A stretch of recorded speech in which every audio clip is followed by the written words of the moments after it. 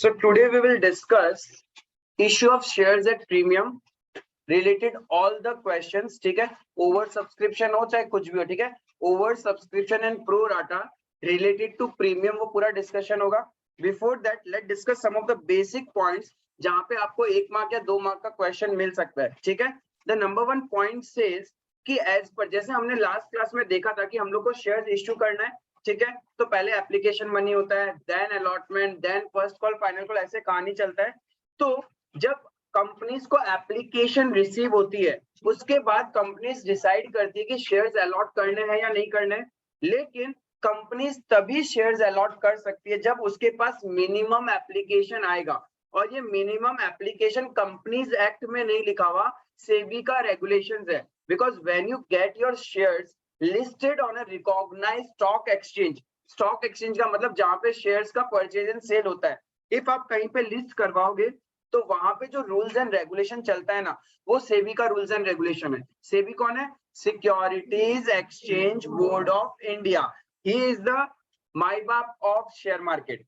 इसने जो बोल दिया ना वो लक्ष्मण रेखा है. उसके बाद कोई कुछ नहीं, लॉ भी इसके आगे नहीं आएगा. ठीक है, सेबी बहुत स्ट्रिक्ट है, वेरी वेरी स्ट्रिक्ट. इफ आपने हर्षद मेहता वाला मूवी देखा होगा या फिर बाजार बोल के एक मूवी आप देखोगे ना, तो वहां पे जो कंपनी का जो भी इनसाइडर काम होता है ना, उसके ऊपर सिर्फ एक ही बॉडी है जो नजर रखती है, that is SEBI. And if आप सेबी के पकड़ में आ गए, there is a huge penalty on your company. आप भरते ही रहोगे और जेल में तो चक्कर काटते ही रहोगे. क्लियर है? So SEBI is the vigilance body of the stock market. ठीक है, watch dog. SEBI is the watch dog. वो ऊपर में बैठी है, वो सबको देख रही है. ऐसे लगता है कि कोई देख नहीं रहा है. अचानक शेयर्स पंपिंग एंड डंपिंग सुना है? शेयर को पंप किया जाता है फिर डंप कर दिया जाता है. पंप करने वालों अचानक से उस कंपनी में कोई प्रोग्रेस नहीं हो रहा, बट उसका शेयर प्राइस मार्केट में इंक्रीज हो रहा है. ये कुछ लोग होते हैं, कुछ कार्टेल्स होते हैं जो मिलके क्या करते हैं, शेयर्स के प्राइस को पंप करवाते हैं. ठीक है, पंप करवाने से आपको क्या लगता है कि कंपनी बहुत अच्छी है. एज ए नॉर्मल छोटे छोटे इन्वेस्टर्स पब्लिक को क्या लगता है, वाओ कंपनी कितनी अच्छी है, शेयर्स का प्राइस बढ़े ही जा रहा है, मैं भी अपना पैसा लगाता हूँ, कमाऊंगा. ठीक है, वो तो बेचारा अपना घर का 1,00,000-2,00,000 रुपए छोटा छोटा पैसा लगाता है. ठीक है, फिर उन लोग कार्टेल लोग क्या करते हैं, उसको डंप कर देते हैं. डंप करने का मतलब उनका एक टारगेट होता है, इस प्राइस तक लेके जाएंगे फिर उसको मार्केट में बेच देंगे. ठीक है, आप बेचोगे एज ए नॉर्मल इन्वेस्टर, आपको तो पता ही नहीं हो क्या रहा है. आपको लगेगा हाँ मार्केट में मिल रहा है, मेरे को तो इस कंपनी में इन्वेस्ट करना था, मैं खरीद लेता हूँ. आप खरीदते जाओगे, उन लोग अपना डंप करता जाएगा और ऐसे एक दिन क्या होगा, शेयर प्राइस गिरना शुरू हो जाएगा. इसी को बोलते हैं pumping and dumping, and it is illegal. ठीक है, अब इसको नजर कौन रख रहा है? SEBI. So SEBI is the watchdog for everything whatever happens in a stock market. Cartels जो बड़े बड़े बुल्स एंड बियर्स जो आप नाम सुनते हो, हर्षद मेहता में आपने सुना हो ना, बुलिश.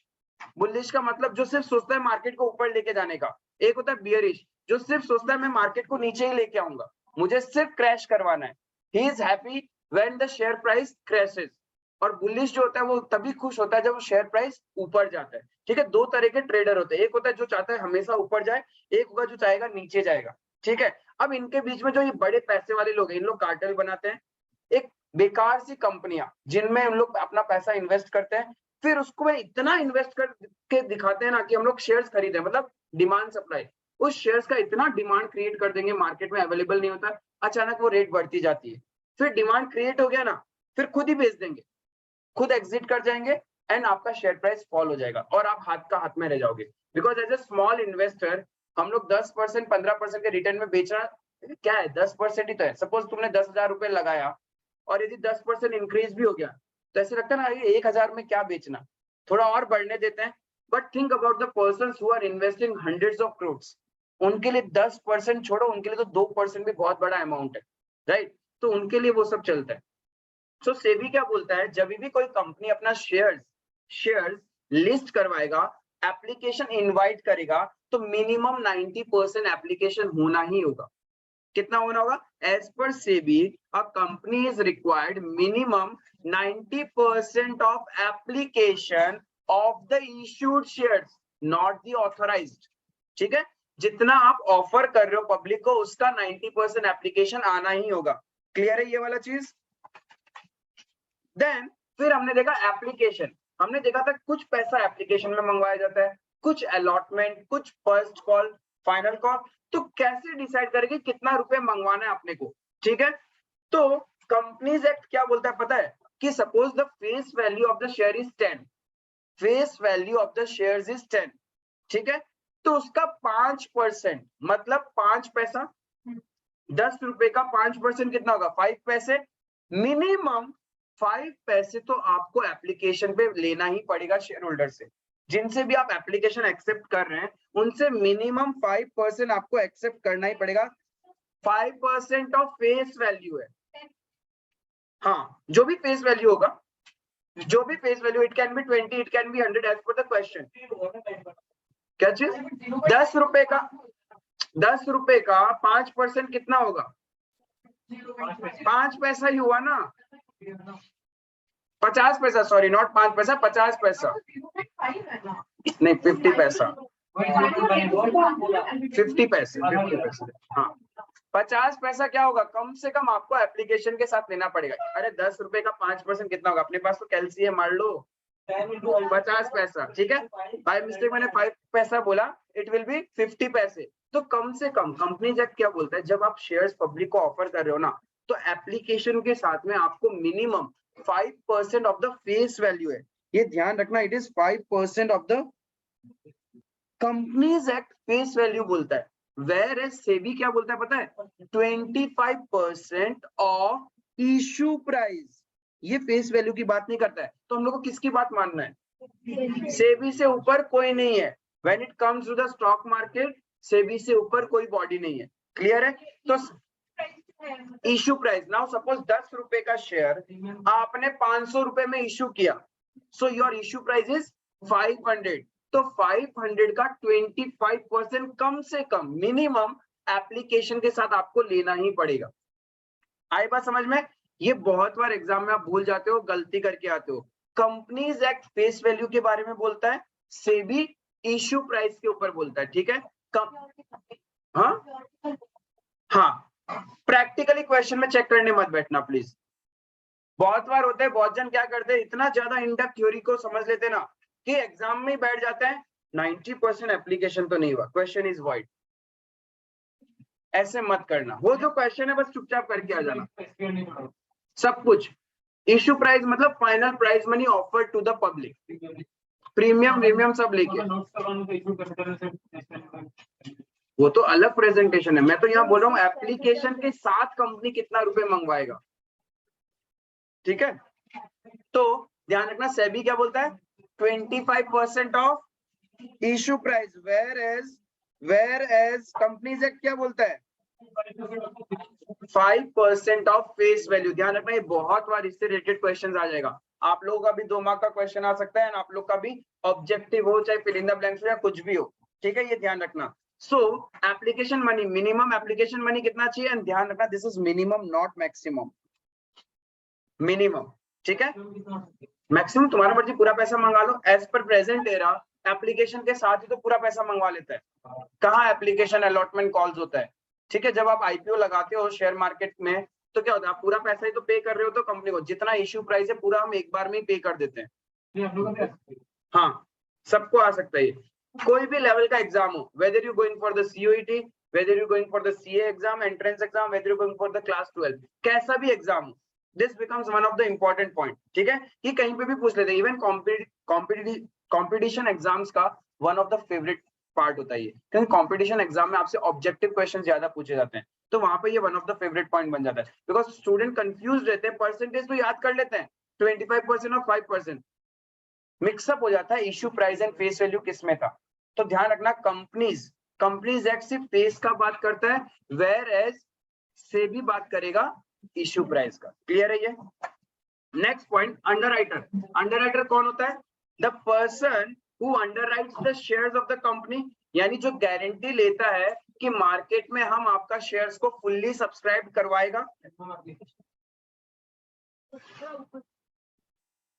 ठीक है। अंडरराइटर क्या बोलता है कि अंडरराइटर एक वो एजेंट है between the company and public, between the company and public, जो मीडिएटर आदमी है उसको अपन अंडरराइटर बोलता है।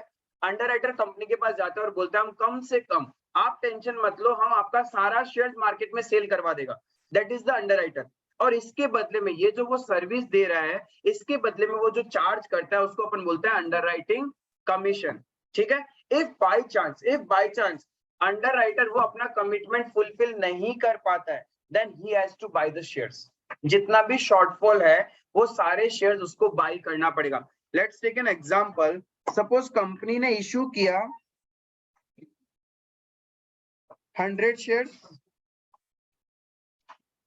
At the rate 20 per share, ठीक है, फेस वैल्यू है 10 रुपए। कंपनी ने इश्यू किया 100 shares at the rate ₹20 per share, face value है 10 रुपए पर शेयर, ठीक है। तो बताओ minimum application money as per SEBI कितना होना पड़ेगा?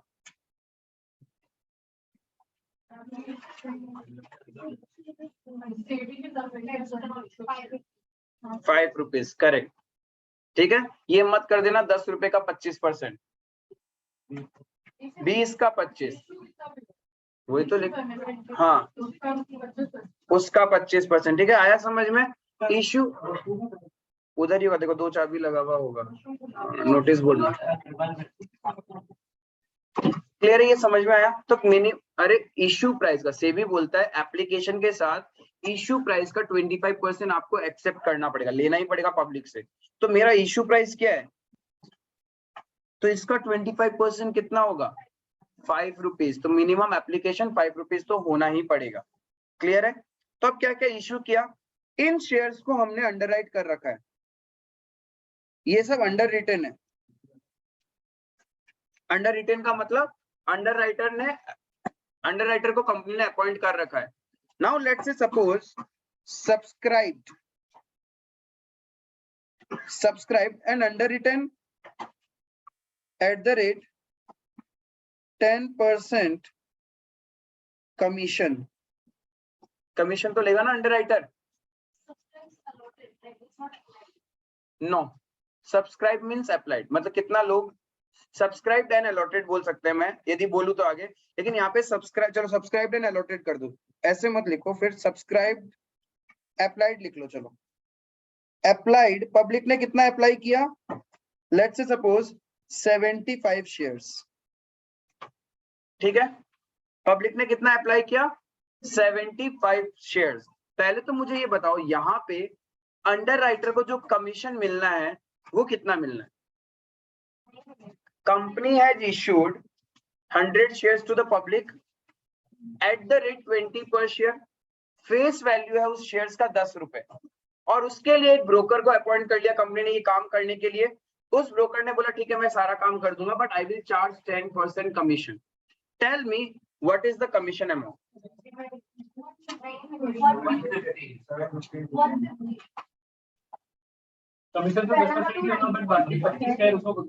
Commission 10%, I want the commission amount. सबसे पहले मुझे कमीशन अमाउंट बताओ।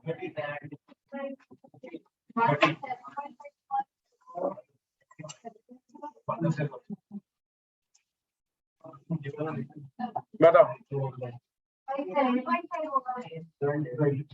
Commission is always given on the total issued capital.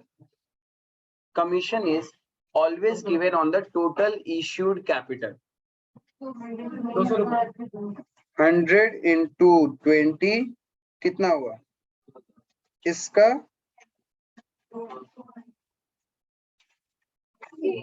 Issue price पे, क्योंकि वो तो कमीशन कंपनी से क्या ले रहा है, गारंटी ले रहा है ना 100 शेयर्स का। शॉर्टफॉल होगा तो वो खरीदेगा ना, शॉर्टफॉल हुआ तो वो खरीदेगा, उसने गारंटी तो पूरा ही शेयर्स का लिया कि कंपनी आप कितना बेचना चाहते हो इतना मैं सारा मार्केट में बिकवा दूंगा। हाँ थोड़ा सा यहाँ तक समझ आया। कमीशन होगा उसका 200 रुपए का।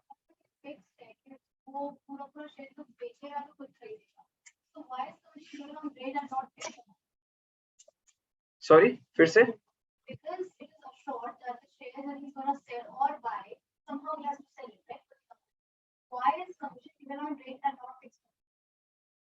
It is because this rate fluctuates ना कंपनी टू कंपनी। यही तो बोल रहे तुम, किस रेट के ऊपर हम क्यों दे रहे हैं? बिकॉज वो लेगा ही नहीं ना, परसेंटेज बेसिस पे ही वर्क होता है, नॉट फिक्स्ड अमाउंट। बिकॉज आज कंपनी 100 शेयर्स है, 100 शेयर्स के यदि वो बोल देगा मेरा फिक्स रेट है 1000 रुपीज, कल को कंपनी 10,000 शेयर इश्यू करेगा तो वो 1000 ही लेगा क्या? इट कीप्स ऑन चेंजिंग ना। रेट से क्या होता है, मार्केट में एक स्टैंडर्ड रहता है।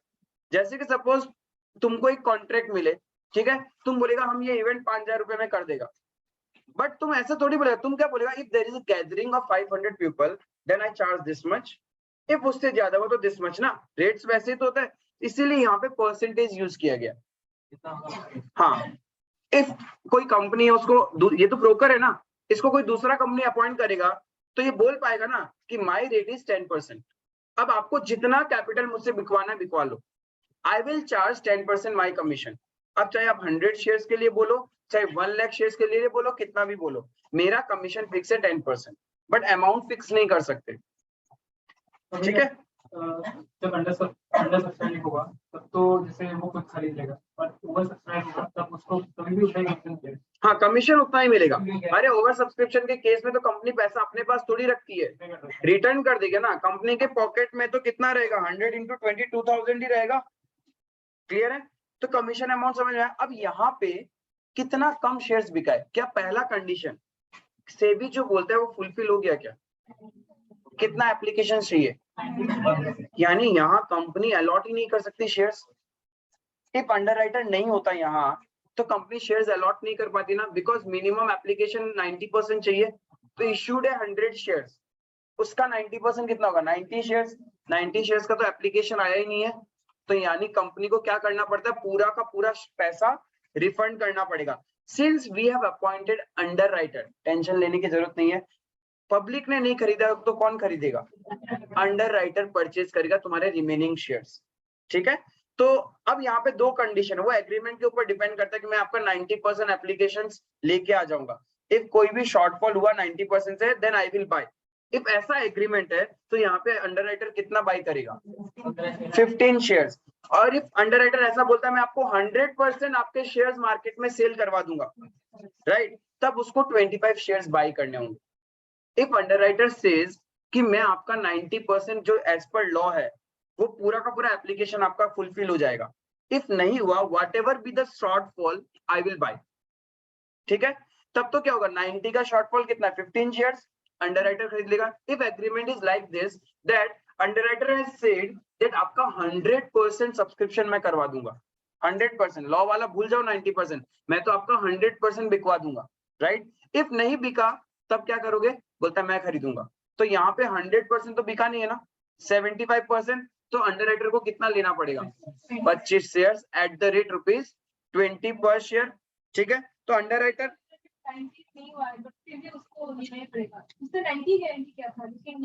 हाँ वही मैं बोल रहा हूँ कि डिपेंड करता है क्वेश्चन और एग्रीमेंट पे। अगर जैसे 90 शेयर का उसका वो है, 90 पे कमीशन मिलेगा नहीं, कमीशन पूरा इशूड जो है उस पे लेता है वो। अब ये सब एग्रीमेंट है, तुम एज ए कंपनी के ऑनर हो, तुम बोलोगे नहीं तुमको तो गारंटी 90% वाले ले रहा है, तो अपना कमीशन का बात भी वहां तक करो। हाँ वो सब लिखा हुआ रहेगा, बट नॉर्मल सिनेरियो में इट इज ऑलवेज अज्यूम कि जितना कंपनी इश्यू कर रहा है ना, issue price multiply by the number of shares, उसी पे अंडरराइटर कमीशन चार्ज करते हैं नॉर्मली। ठीक है, हाँ बट एग्रीमेंट में तुम कितने भी टर्म्स एंड कंडीशन डाल दो ना, वो तो फिर मॉडिफाइड हो रहा है एग्रीमेंट।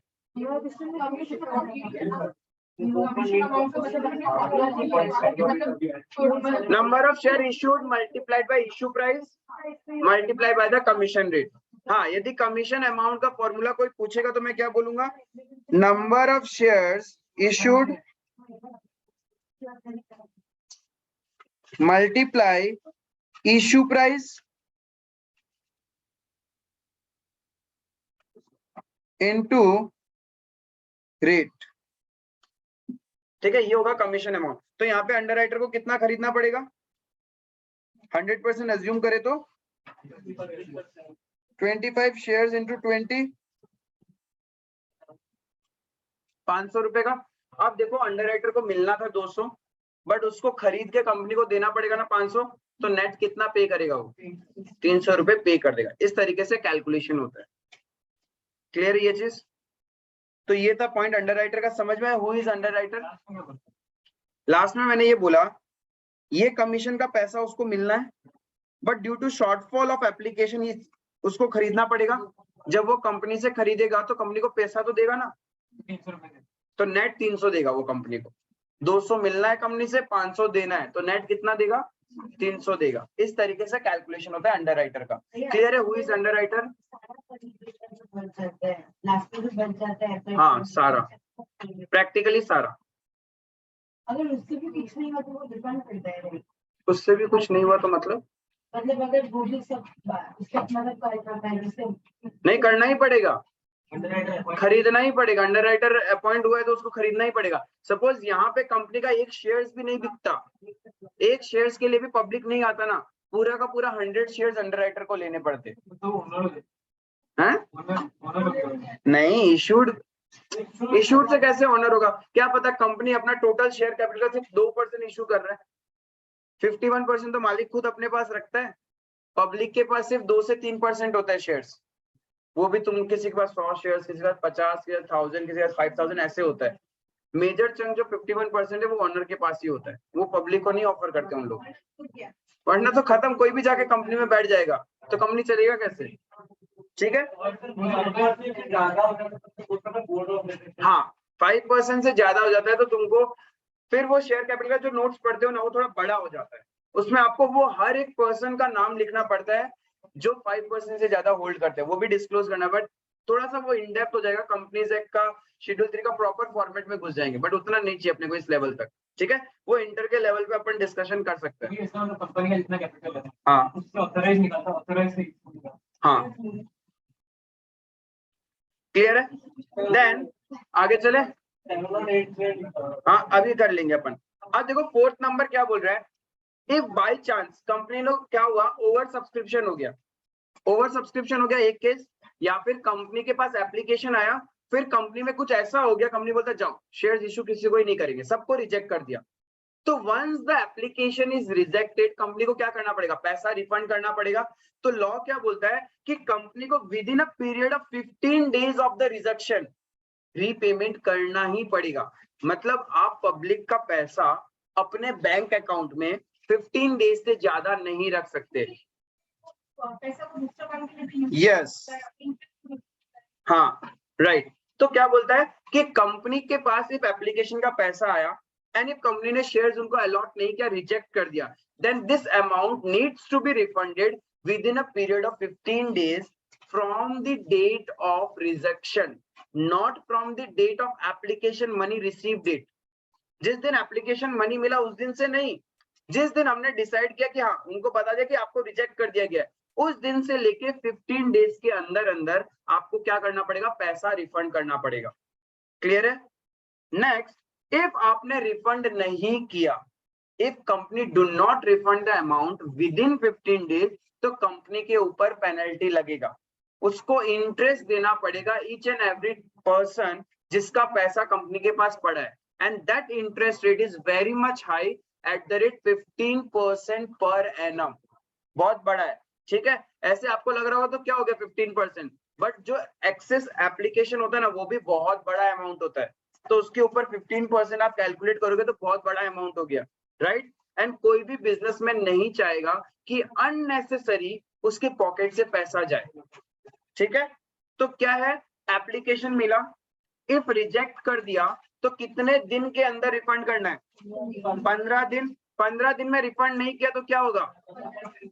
कंपनी को इंटरेस्ट देना पड़ेगा eight the rate 15% per annum. आपने अभी तक 3 इंटरेस्ट रेट पढ़ लिया, वैसे देखे तो 4 पढ़ लिया, 10, 12, 15, 90%, ठीक है? एक ऊपर में भी और पढ़ा था 25 एंड 5%, ठीक है? अभी तक क्या क्या रेट्स हमने पढ़ा? एक पढ़ा हमने 10%, 12%, फिर 90%, 15%, 5%, 25%। 10% क्या था? कॉल्स इन एरियर पे कंपनी क्या करेगी? इंटरेस्ट लेगी या देगी? लेगी। 12% क्या है? यहाँ देगी या लेगी? देगी। लेगी नहीं भाई, कॉल्स इन एडवांस है, देना लेना थोड़ा सा फोकस में, ठीक है? तुम लोग एक्सपर्ट हो देने और लेने में। ये जो दर्शन हंसा है, 90% क्या है? Minimum subscription as per SEBI, minimum subscription as per SEBI. 15% क्या था? If rejected application is not paid within 15 days from the rejection date, then company will pay interest at the rate 15%.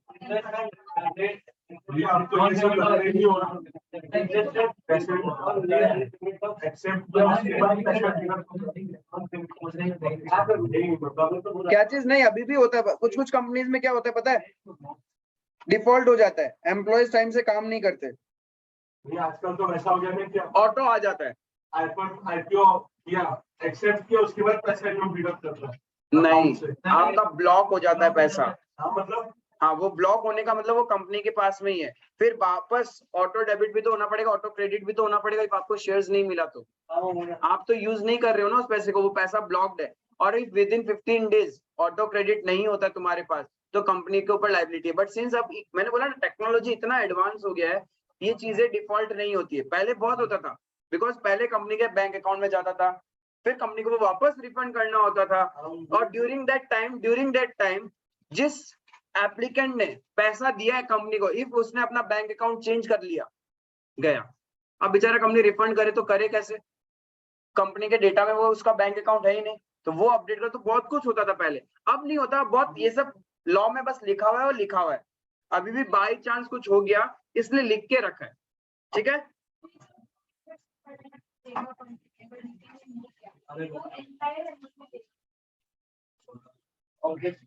हाँ, जितना रिजेक्ट किया है, हाँ उसका एंटायर अमाउंट में 15% per annum है। तो जितना दिन डिले पे करेगा उतना दिन का इंटरेस्ट देगा। यस, एप्लीकेंट को देगा। 5% क्या था? मिनिमम एप्लीकेशन मनी एज पर। अरे रे कंपनीज एक्ट, लेकिन इसमें क्या देखना होता है? फेस वैल्यू, ठीक है? And 25% minimum application money as per, और ये इशू प्राइस पे। क्लियर है ये चीज? ठीक है? इशू वाला परसेंटेज में नहीं होता।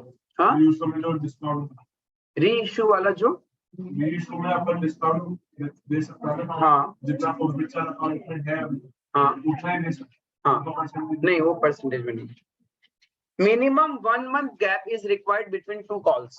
मतलब कंपनी ने आज एक बार कॉल किया पैसा का, तो ऐसा नहीं है कि 15 दिन के बाद फिर से शेयर होल्डर को बोल दिया पैसा दो। कम से कम 1 महीने का गैप होना ही पड़ेगा। ये सारा नॉलेज पर्पस के लिए। प्रैक्टिकल क्वेश्चन में अप्लाई मत करना।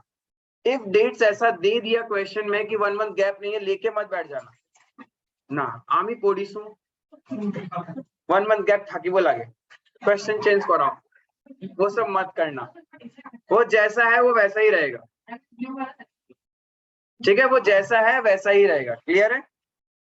देन अब देखो क्या बोल रहा है, amount of 1 call should not be less then. अरे बोला था, क्या बोलता है? सारा का सारा पैसा फुल्ली कॉल्ड अप कब तक हो जाना चाहिए? Within 12 months from the date of allotment. Once the shares are allotted, सारा का सारा प्रोसेस फुल्ली कॉल्ड अप कब हो जाना चाहिए? Within 12 months। अरे विद इन 12 months, ठीक है? All amount on shares should be fully called up. Fully called up का मतलब 100% इशू प्राइस, ठीक है? Within a period of 12 months from the date of allotment. Clear है? फिर बोलता है amount of 1 call should not be less than 25% of the face value. ये ध्यान रखना, ठीक है? ये नहीं भी रखोगे तो कोई बात नहीं है, मेन एप्लीकेशन वाला पॉइंट ध्यान में रखना। बट स्टिल अपने को कॉल मनी कितना नहीं हो सकता? 25% ऑफ द फेस वैल्यू से लेसर नहीं हो सकता। क्लियर है ये चीज? Next, preliminary expenses. हमने securities premium reserve under section 52 subsection 2 में जो कंडीशंस है, पहला पॉइंट ही क्या है? Writing of preliminary expenses. Law क्या बोलता है, पहले तो चीजें अलग होती थी, अब जो प्रेजेंट लॉ है वो ये बोलता है इफ कोई भी प्रिलिमिनरी एक्सपेंसेस आपने इनकर्ड किया है वो पूरा का पूरा अमाउंट उसी साल राइट ऑफ कर दो। इफ आपके पास एसपीआर है तो पहले एसपीआर यूज करो, इफ एसपीआर नहीं तो पीएनएल से राइट ऑफ करो उसको। क्लियर है? हाँ, कैपिटल रिजर्व तो सिर्फ कैपिटल लॉसेस के लिए, ठीक है। तो ध्यान रखना प्रिलिमिनरी एक्सपेंसेस, हाँ ये आपका प्रैक्टिकल क्वेश्चन में रह सकता है कि क्वेश्चन यदि प्रिलिमिनरी एक्सपेंसेस दे दिया तो वो ये नहीं बोलेगा कि इसको राइट ऑफ करना है या नहीं करना है, वो आपको खुद को पता होना चाहिए। आपने शेयर्स को प्रीमियम में इश्यू किया है तो आपके पास सिक्योरिटीज प्रीमियम रिजर्व आया होगा, automatically at the year end you have to write off this amount. जितना भी आपके क्वेश्चन में प्रिलिमिनरी एक्सपेंस होगा वो पूरा का पूरा आपको राइट ऑफ करना पड़ेगा, इररेस्पेक्टिव क्वेश्चन बोले या नहीं बोले, ये ध्यान रखना। क्लियर है ये चीज? ये सारा एक हिडन इंफॉर्मेशन रहता है। हाँ, एसपीआर में यदि आपका बैलेंस नहीं है तो आप पीएनएल को यूज करो, क्योंकि आपको तो राइट ऑफ करना है ना। राइट ऑफ होता है प्रॉफिट से, प्रॉफिट्स या रिजर्व्स। तो आपके पास सिक्योरिटीज प्रीमियम रिजर्व नहीं है, then use the normal profit, या कोई दूसरे रिजर्व्स होंगे उसको यूज करो। क्लियर है ये चीज? 8 वाला ये बोलता है कि आपके बुक्स ऑफ अकाउंट्स में कोई प्रिलिमिनरी एक्सपेंसेस है, ठीक है, तो आपको उसी year in the first year of incorporation ही आपको क्या करना पड़ेगा, पूरा का पूरा राइट ऑफ करना है। एंड राइट ऑफ किससे करेंगे? या तो एसपीआर से। पहला प्रायोरिटी देंगे अपन एसपीआर। क्यों पहला प्रायोरिटी दिया जाता है? बिकॉज एसपीआर की अपनी रेस्ट्रिक्शंस है, उसको सिर्फ आप 5 जगह यूज कर सकते हैं, राइट। इसीलिए सबसे पहले जितना जल्दी हो सके एसपीआर को खत्म करो and then your normal profits. Clear है ये चीज?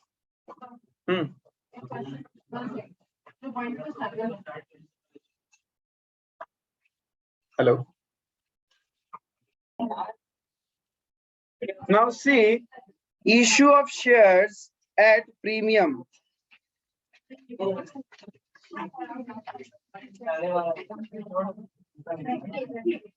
अपना प्रोसेस क्या था शेयर्स इश्यू करने का? पहले एप्लीकेशन मिलेगा, फिर एप्लीकेशन को ट्रांसफर करेगा, फिर allotment due, receive, call due. Now premium में इश्यू करने का मतलब क्या है? हायर देन द, मतलब इफ मेरा फेस वैल्यू 10 रुपए है तो इश्यू प्राइस क्या होगा? Will be higher than that value, ठीक है। इश्यू प्राइस है सपोज 25, तो इसको अपन बोलेगा shares are issued at premium.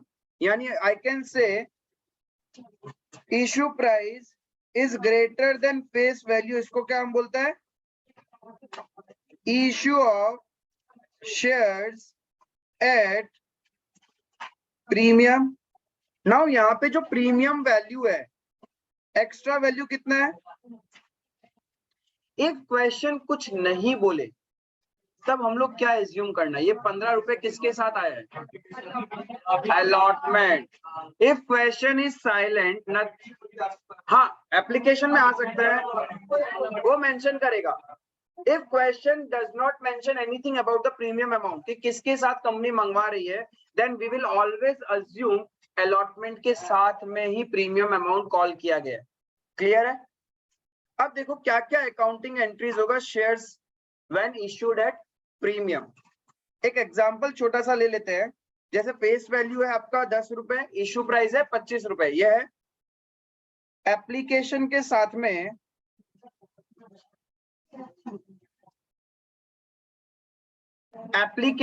साथ में कंपनी ने कॉल किया है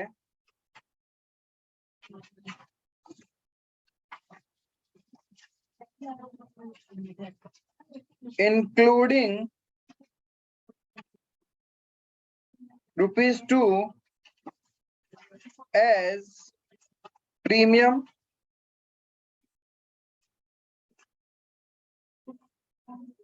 अलॉटमेंट के साथ 15 इंक्लूडिंग ₹10 फॉर प्रीमियम। 10 नहीं, उसको 12 कर देना।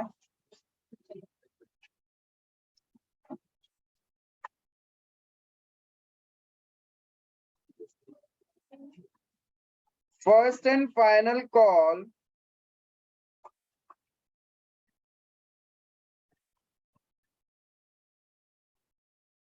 including ₹1 for premium. ठीक है? अच्छा प्रीमियम को भाग भाग करके दो। प्रीमियम को भी क्या किया, ब्रेक कर करके कंपनी कॉल कर रहा है। अरे नॉर्मली इससे ज्यादा प्रीमियम होता है। 10 रुपए का फेस वैल्यू का शेयर्स 500 रुपए, 1000 रुपए, 2000, 5000। जोमेटो देख लो, नायका देख लो, सब कुछ देख लो। ईच एंड एवरी कंपनी जितने भी शेयर्स आज की डेट में मार्केट में लेके आती है, सारे शेयर्स प्रीमियम में इशू होते हैं।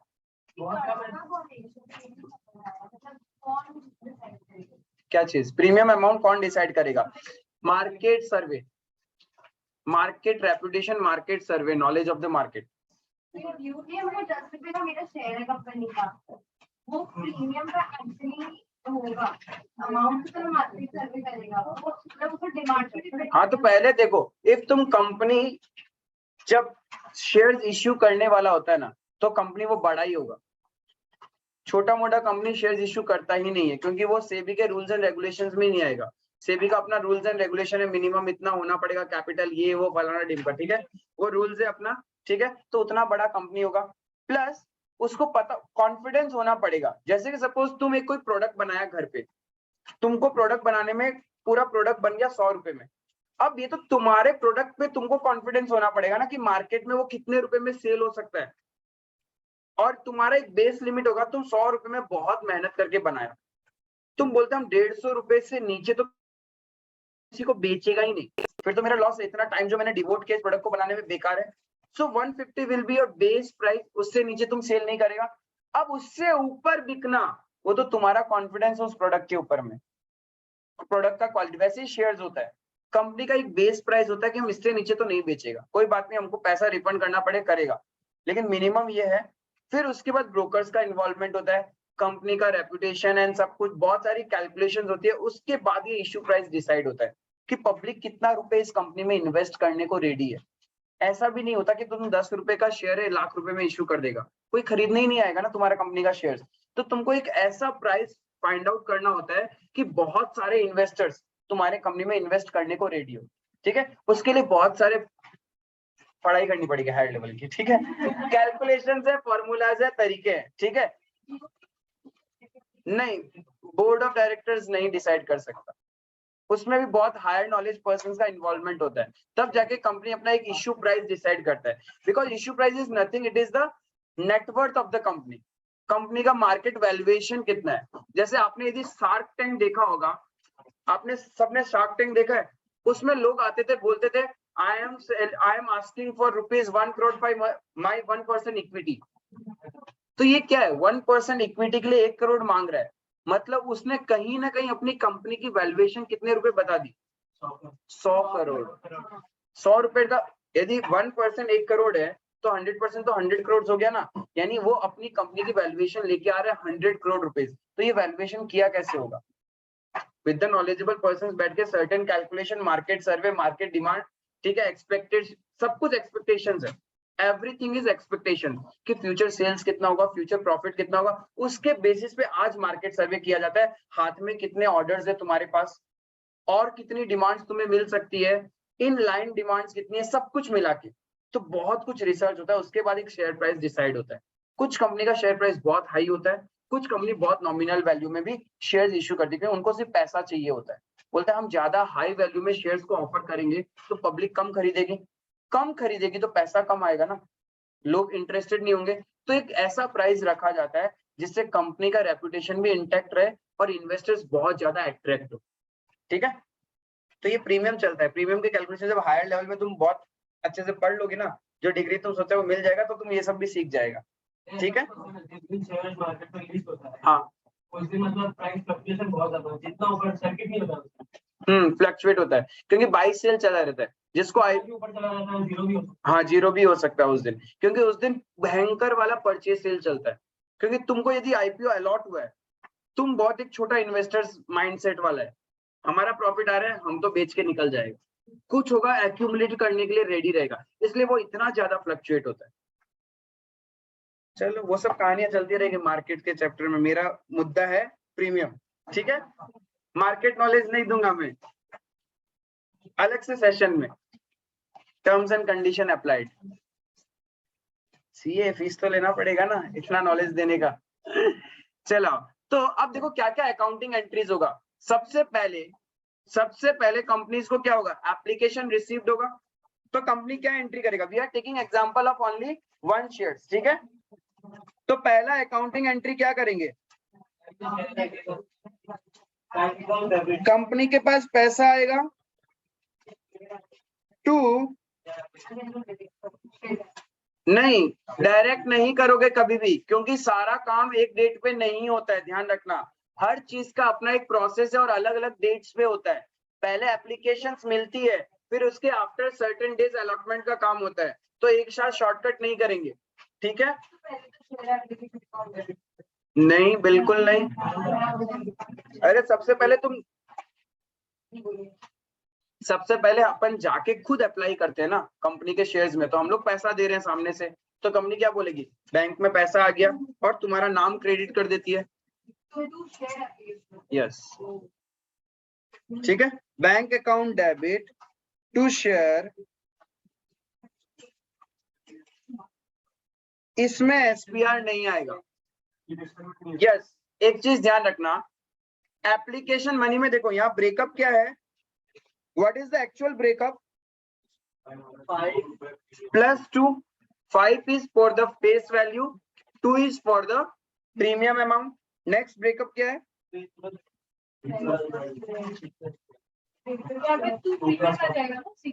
नहीं, एप्लीकेशन रिसीव्ड एंट्री में कभी भी एसपीआर नहीं आता।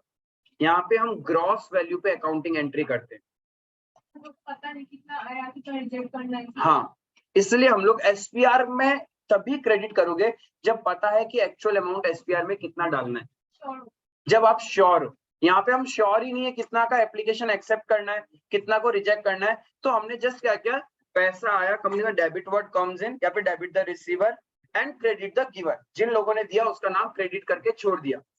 नाउ दिस बैंक इज, जो पैसा आया वो मेरे बैंक में आ गया, एंड शेयर एप्लीकेशन मेरे लिए एक तरह से लायबिलिटी है। ये वो लोग हैं जिनको मुझे क्या करना है, या तो शेयर्स देना है या फिर रिफंड कर देना है। तो यहाँ पे कैसे कैलकुलेशन होगा, number of application multiply by application, मैंने कोई बाइफर्केशन नहीं किया यहाँ पे कि face value of the application नहीं लिखा, मैंने क्या लिखा, एप्लीकेशन अमाउंट, टोटल एप्लीकेशन में आप जितना मंगवा रहे हो 7 रुपए। हाँ, एक एक एक सबका मालिक एक, सबका मालिक एक, ठीक है अभिषेक। कल पता नहीं था, आया था ना ग्रुप में, मैं बॉस हूँ। देगा देगा देगा देगा, सबको देगा, हर सबको पार्टी देगा।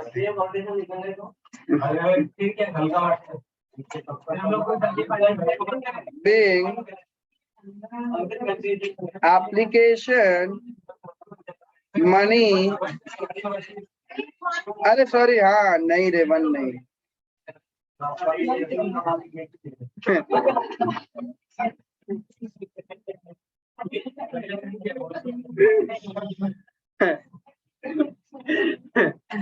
अरे ठीक है, नेक्स्ट एंट्री क्या है,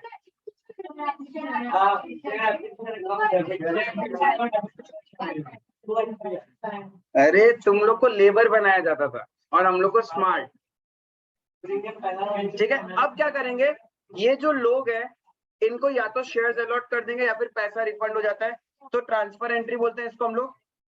शेयर एप्लीकेशन अकाउंट डेबिट, यहाँ पे हम रिजेक्ट तो कर ही नहीं रहे, एक ही शेयर्स का एग्जांपल लिया, तो इनको हम शेयर्स अलॉट कर रहे हैं। तो अब देखो, टोटल पैसा मिला था इन लोगों से 7 रुपए, राइट। अब इनको शेयर्स दे देंगे, तो इनको शेयर देते इनका पैसा कहाँ ट्रांसफर हो जाएगा, शेयर कैपिटल में टू शेयर कैपिटल अकाउंट। कितना जाएगा, When we talk about capital, we only talk about face value of the shares. माँ कसम खा के बोलो, when we talk about share capital, we talk about only face value of the shares.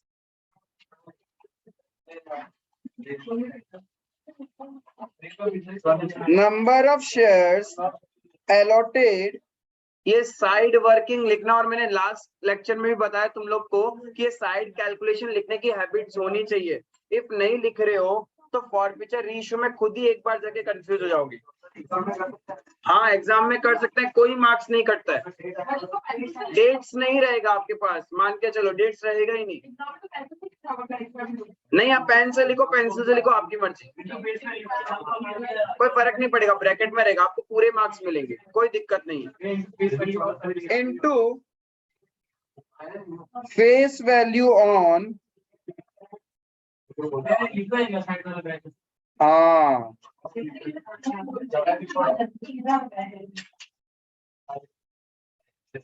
Extra value किस में चला जाएगा? Securities premium reserve account. Being, refund नहीं कर रहे हैं अभी हम, रिफंड करते तो आ जाता टू बैंक.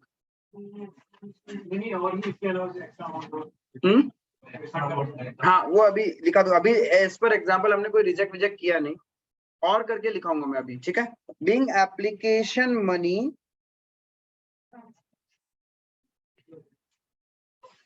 ये कब होता है, ये एंट्री कब होगा? व्हेन नथिंग इज रिजेक्टेड, किसी को हमने रिजेक्ट नहीं किया, और and no share holder has paid for future call money. मतलब किसी ने एडवांस में एप्लीकेशन के साथ ही नहीं दे रखा, सब नॉर्मल है. कॉल्स इन एडवांस भी आ सकता था, शेयर अलॉटमेंट अकाउंट भी आ सकता था, जिसको जिस लेवल पे एडजस्ट करोगे. नहीं यूज करते इसे, वैसे कर सकते हो. नहीं, ये पूरा नहीं है. ये जो आप नोट लिखा है ये, हाँ, अब देखो क्या क्या हो सकता है ट्रांसफर एंट्री में. ट्रांसफर एंट्री में मैक्सिमम से मैक्सिमम आपको क्या सिनेरियोज मिल सकता है? शेयर एप्लीकेशन अकाउंट डेबिट, जितना टोटल एप्लीकेशन मनी आपको मिला उन लोगों को, उसमें से उनमें से जितने को अपन शेयर्स दे देंगे उनका पैसा तो कहां चला जाएगा? ठीक है, उससे रिलेटेड जितनों को हमने शेयर्स दिया है, उन्होंने जितना एक्स्ट्रा अमाउंट हमें पे किया है वो कहां चला जाएगा? सिक्योरिटीज प्रीमियम रिजर्व अकाउंट में. इफ हमने रिजेक्ट कर दिया तो क्या करेंगे? ये कौन है? रिजेक्टेड वाले लोग. ऐसा भी तो हो सकता है कि हमने प्रो राटा अलॉटमेंट किया. प्रो राटा का मतलब लोगों ने एक्स्ट्रा पैसा आपको दे दिया, लोगों ने आपको क्या किया? अलॉटमेंट और कॉल का पैसा भी एप्लीकेशन के साथ में ही दे दिया, राइट? तो वो एक्स्ट्रा पैसा मुझे तो आगे एडजस्ट करना है, तो क्या करेंगे? जितना पैसा रिलेटेड टू अलॉटमेंट है वो कहाँ चला जाएगा? अलॉटमेंट में.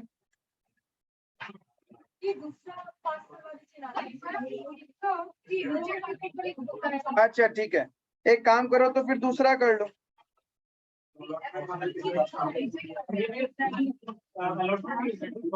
बीइंग, अभी बताएगा. Application money, being application money transferred and,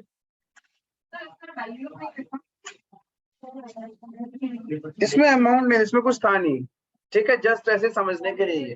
with values भी अपना एग्जांपल आएगा पूरा का पूरा, जिसमें सब कुछ कवर कर दूंगा मैं एक ही एग्जांपल में। अभी वही समझा रहा हूँ, वही समझाऊंगा। इसमें मैंने प्रो राटा कवर नहीं किया है।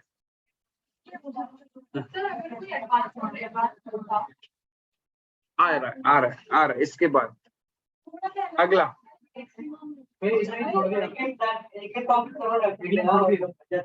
क्या चीज? नहीं कुछ नहीं आएगा, बस यही। Being application money transfer and excess rejected.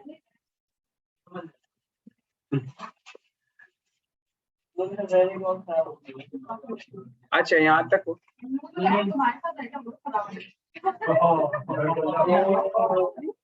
यही सीखेगा इन लोग, यही सीखेगा तुम लोग से। अच्छा लिख रहा है क्या?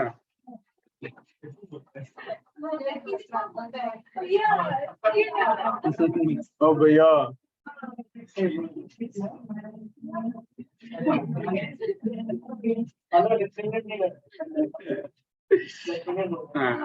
मार दो डायलॉग। आई शुड गर्ल्स बोल द फन। फैसिनेशन इतना है ना इसका, भगवान बस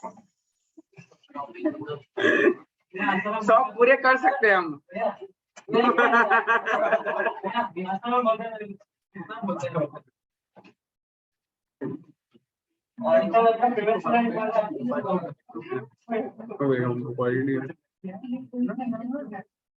अभी के अभिषेक बात नहीं करना है।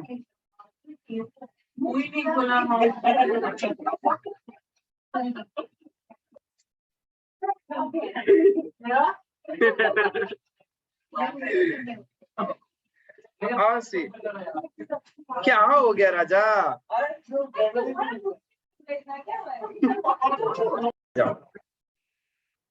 Pro rata allotment.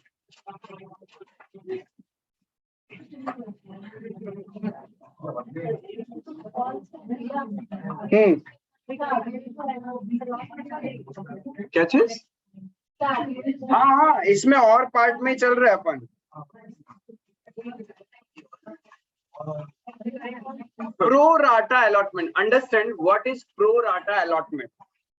ठीक है, प्रो राटा डाटा नहीं है, ठीक है। अप्लाइड, सपोज एग्जांपल है, अप्लाइड 5000 शेयर्स है, ठीक है। इशूड, कंपनी ने इशू किया है 4000 शेयर्स, ठीक है। कंपनी ने इशू किया है 4000, एप्लीकेशन आया है 5000 शेयर्स। अलॉटमेंट कितना होगा? Allotted 4000 and company rejected 1000 shares। क्या ये प्रो राटा है क्या? This is not the case of pro rata, ये नॉर्मल सिनेरियो हो गया, ठीक है। ये तो हमने रिजेक्ट करके तुरंत पैसा रिफंड कर देंगे। यानी कंपनी जब एक्सेस एप्लीकेशन मनी रिफंड कर देता है, then it is not a case of pro rata. If excess application money is not refunded to the applicant and will be utilized towards allotment and calls, if company do not refund the excess application money and company will utilize that excess amount towards allotment and call, then such allotment is known as pro rata allotment। जैसे कि नहीं अभी बताता है, देखो example. हाँ बोलो। हाँ नहीं, रिजेक्ट कर दिया तो तुरंत मेल आ जाएगा तुम्हारे पास कि तुम्हारा एप्लीकेशन रिजेक्ट कर दिया गया। एक मेल आएगा कि तुमको प्रो राटा अलॉटमेंट हुआ है, ठीक है। एक में मेल में लिखा हुआ रहेगा रिजेक्शन, एक रहेगा कि you have been allotted as pro rata allotment. मतलब जो एक्स्ट्रा पैसा आपका कंपनी, सपोज आपने अप्लाई किया था 10 शेयर्स के लिए, बट कंपनी आपको दे रही है 7 शेयर्स, ठीक है। तो वो जो 3 शेयर्स का एक्स्ट्रा एप्लीकेशन मनी है ना, वो आपको रिफंड नहीं मिल रहा है, वो आपको जो 7 शेयर्स के लिए आपसे अलॉटमेंट मंगवाया जाएगा ना, उसमें एडजस्ट कर लेंगे। इसको बोलते हैं प्रो राटा अलॉटमेंट। हाँ, a type of, if calls तक पैसा गया तो, इफ अलॉटमेंट में ही सारा एडजस्ट हो गया देन नो कॉल्स। आपके लिए ही यूज किया जाएगा। अरे सुनो सुनो सुनो, मेरा बात सुनो, लिसन टू मी। आप लोग का एक सपोज एक कॉमन रेस्टोरेंट है, ठीक है, आप रेगुलर बेसिस पे वहां जाते हैं, आपका बिल आया 4,800 रुपीज, ठीक है, आपने क्या किया 5,000 पे किया, तो आप क्या एक्सपेक्ट करोगे? 200 रिफंड हो जाए, आप 200 रुपए रिफंड लिए लेके चले गए। दिस इज नॉर्मल सिनेरियो, ठीक है। But you are a regular customer, आप डेली जाते हो, आपका बिल आया 5,000, आपका बिल आया 4,750। नाउ दिस टाइम 4,750 का बिल आया, आपने पे किया 5,000। तो सामने वाले ने बोला कि मैम और सर आपका 250 रुपीज हमारे पास ही है, नेक्स्ट टाइम जब आप आओगे तो एडजस्ट कर लेंगे बिल के साथ। Now this is pro rata allotment. Adjustment हो जाएगा, यानी एक्सेस एप्लीकेशन मनी जितना भी कंपनी को आपने दिया है वो आपका फ्यूचर अलॉटमेंट एंड कॉल्स के साथ एडजस्ट हो जाएगा। फ्यूचर्स में जब शेयर्स अलॉट करेगा तो अलॉटमेंट में फिर पैसा मंगवाएगा ना, तो उस टाइम वो पैसा एडजस्ट कर लेगा, देने का जरूरत नहीं अपने को कंपनी को। हम 5 शेयर के लिए दिया पैसा, हम 5 शेयर को कंपनी देती है, बचेगा क्या? तब तुम्हारा कोई एक्सेस एप्लीकेशन है नहीं। जब तुम पैसा ही 5 शेयर्स के लिए दिया और तुमको 5 शेयर्स कंपनी ने दे दिया, तो तुम्हारा एक्सेस है कहाँ कंपनी के पास? यस, देखो इशूड है, सपोज इशूड है 4,000 शेयर्स, एप्लीकेशन आया तुम्हारे पास 5,000 शेयर्स, ठीक है, कंपनी कितना अलॉट करेगी? अलॉटेड, अरे इशू से ज्यादा तो अलॉट कर ही नहीं सकते ना, जितना कंपनी इशू कर रही है क्या उससे ज्यादा अलॉट हो सकता है क्या? पॉसिबल ही नहीं, इतने नंबर ऑफ शेयर्स ही नहीं है। 4,000 शेयर्स एज प्रो राटा। यहां कहीं पे भी ऐसा वर्ड है रिजेक्टेड? नहीं ना। अब देखो क्या होगा, let's see the bifurcation. Application के साथ 5 रुपए, अलॉटमेंट के साथ 3 रुपए and first and final call के साथ 2 रुपए, ठीक है, हो गया 10 रुपए का हिसाब अपना, फेस वैल्यू का पूरा एट पार ही एज्यूम कर रहे हैं। टेल मी, आपने एप्लीकेशन मनी कितना दिया होगा? कंपनी के पास एप्लीकेशन मनी कितना आया होगा? 5,000 इंटू 5, राइट। बट कंपनी कितने नंबर ऑफ शेयर्स इश्यू कर रही है, यानी प्रैक्टिकली कंपनी के पास कितना एप्लीकेशन मनी रिसीव होना चाहिए था?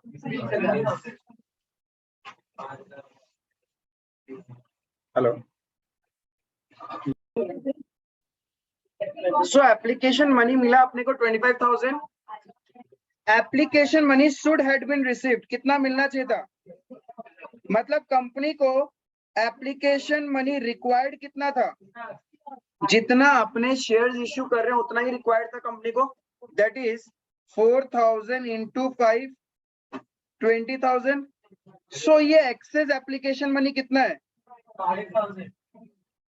क्या कंपनी इस पैसे को रिफंड कर रही है क्या? ऐसा कहीं पे लिखा क्या रिजेक्टेड?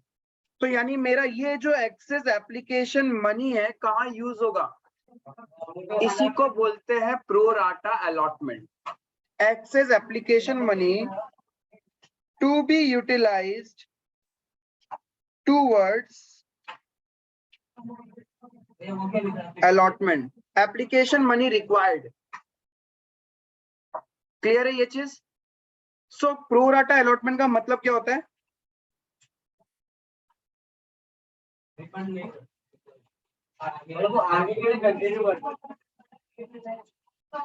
When, क्या चीज?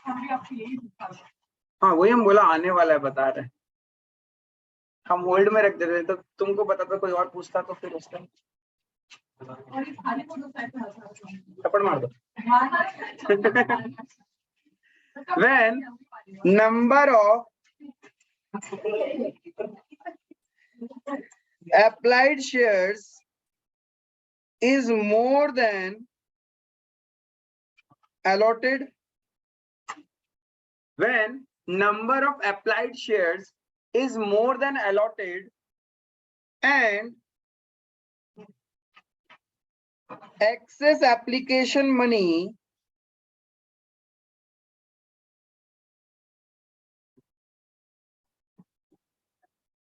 is not refunded but will be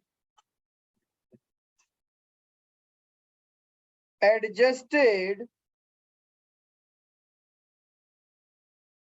towards allotment and call money, then such type of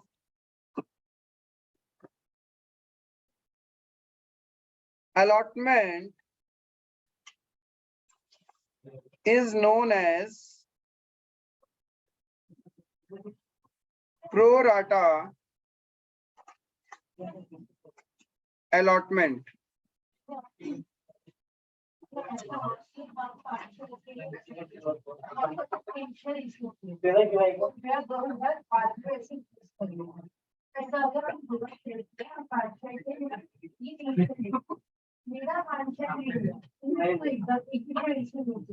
तो इसका पैसा तो रिफंड हो जाएगा।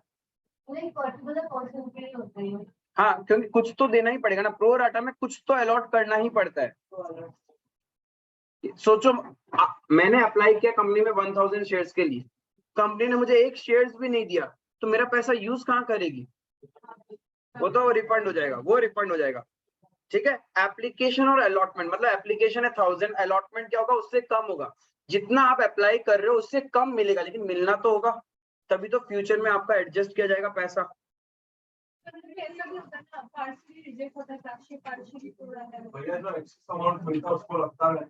अलग से एक बैंक अकाउंट में, मतलब कोई वो अलॉटमेंट का नाम से, कॉल्स के नाम से, कॉल्स इन एडवांस करके, वो कॉल के लिए कॉल्स इन एडवांस यूज करते हैं, अलॉटमेंट के लिए सिर्फ अलॉटमेंट ही नाम यूज करते हैं।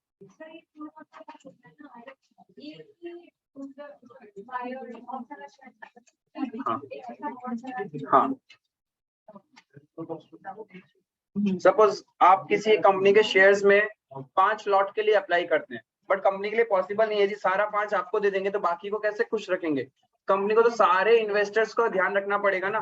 ठीक है, तो वो क्या करते हैं, 5 के बदले में तुमको 2 अलॉट कर देंगे, इस तरीके से। हाँ, नहीं जरूरी नहीं है, रिजेक्ट भी कर सकते हैं, पूरा का पूरा 5 रिजेक्ट भी कर सकते हैं, फिर वो पैसा आपको रिफंड मिल जाएगा। समझ में आया? तो यानी whenever there is a case of pro rata allotment, तो एप्लीकेशन मनी एक्सेस होगा, that application money will not be rejected, that will be adjusted towards allotment और further calls। हम लोग को हर स्टेज में, यानी जब एप्लीकेशन का ट्रांसफर एंट्री आप पास करोगे तो आपको पहले चेक करना पड़ेगा ये जो एक्सेस एप्लीकेशन मनी है कहां तक एडजस्ट होगा, अलॉटमेंट तक एडजस्ट होगा या कॉल्स तक एडजस्ट होगा। ऐसा तो नहीं है कि जितना अलॉटमेंट मंगवाना है वो भी पूरा सेट ऑफ हो गया और अभी भी कुछ एक्सेस है, then we have to use calls in advance. ऐसा तो नहीं है कि कॉल्स भी पूरा एडजस्ट हो जाएगा फिर भी कुछ पैसा बच जाएगा, तो that extra amount needs to be refunded at the time of transfer entry. करना ही पड़ेगा रिफंड, ऐसा भी क्वेश्चन आएगा आपको, ये प्रॉपर पूरी कैलकुलेशंस आपको करनी होती है।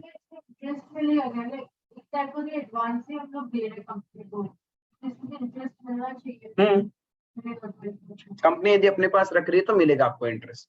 It is a type of calls in advance only and आपको इंटरेस्ट मिलेगा eight the rate 12% per annum. Clear है ये वाला चीज? सो यहाँ पे अकाउंटिंग एंट्री अपना क्या होगा,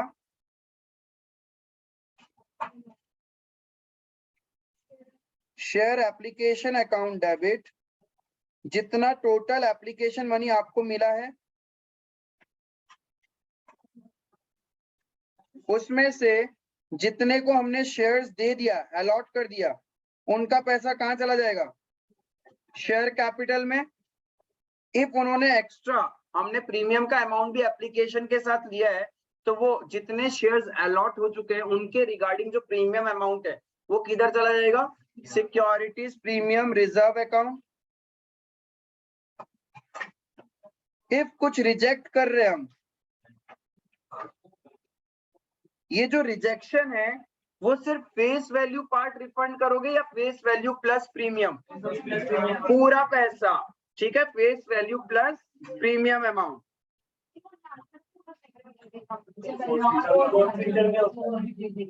जिसको हमने अलॉट किया है उनको रिफंड नहीं करेंगे प्रीमियम का पैसा। मैंने एग्जांपल भी तो लिया था टिकट वाला, मैच टिकट वाला, ब्लैक मनी में खरीदा वो वाला।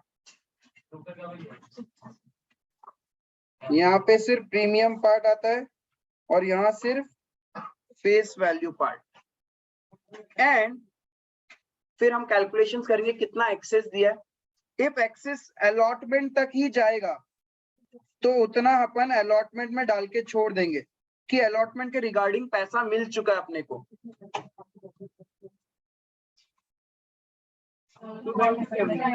हाँ, रिजेक्ट वाला कुछ को रिजेक्ट कर देंगे तो यही एंट्री होगा, ठीक है, शेयर अलॉटमेंट मतलब जो एक्स्ट्रा अमाउंट है। तो ये टू शेयर अलॉटमेंट वाला अगर ज्यादा एक्स्ट्रा है तो इसको कॉल्स इन एडवांस में मतलब टू कॉल्स इन एडवांस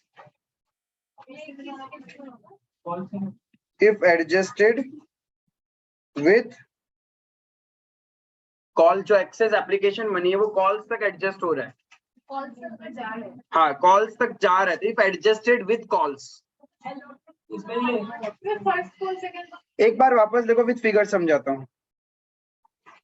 सोचो कंपनी इशू कर रही है एक शेयर, ठीक है, एक शेयर, ठीक है, आपने अप्लाई किया 10 शेयर्स के लिए, ठीक है, इशू प्राइस है एप्लीकेशन के साथ 5 रुपए, अलॉटमेंट के साथ 2 रुपए, फर्स्ट एंड फाइनल के साथ 3 रुपए, 10 रुपए हो गया। तो आपने अप्लाई किया 10 शेयर्स के लिए, तो आप कंपनी को कितना एप्लीकेशन मनी दोगे, 50 रुपए, 10 into 5, ठीक है। कंपनी क्या एंट्री करेगी, bank account debit to share application 50। अब इस 50 रुपए का हिसाब कंपनी को करना है। एक शेयर तो कंपनी आपको अलॉट कर ही रही है and it is pro rata allotment, rejection नहीं है, तो यानी कंपनी के पास जो एक्स्ट्रा पैसा है कंपनी आगे यूज करेगी, राइट। तो एक शेयर्स अलॉट किया, उससे रिलेटेड फेस वैल्यू तो कैपिटल में चला जाएगा, जितने शेयर्स आपको मिल जाते हैं उनसे रिलेटेड पैसा तो कैपिटल में चला जाएगा, दैट इज 5 रुपीज कैपिटल में आ जाएगा। प्रीमियम कुछ था ही नहीं इस केस में अपने पास में, तो कुछ जाएगा नहीं।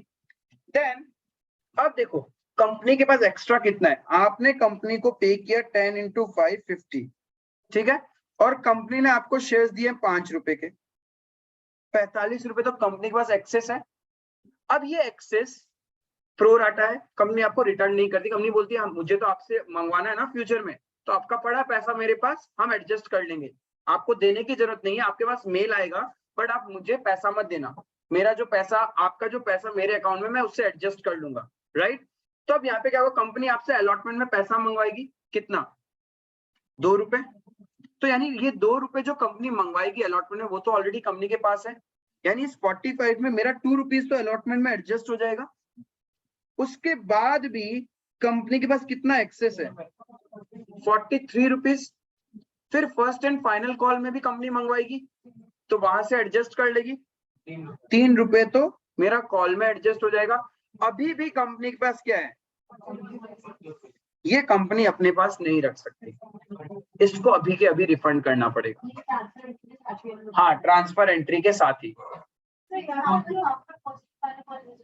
Yes, even question might say कि जो भी एक्सेस एप्लीकेशन है वो आपको सिर्फ अलॉटमेंट तक एडजस्ट करना है, then you have to check क्या सिर्फ अलॉटमेंट तक तो हो रहा है, उसके बाद भी एक्सेस है क्या, then you have to refund it in the transfer entry.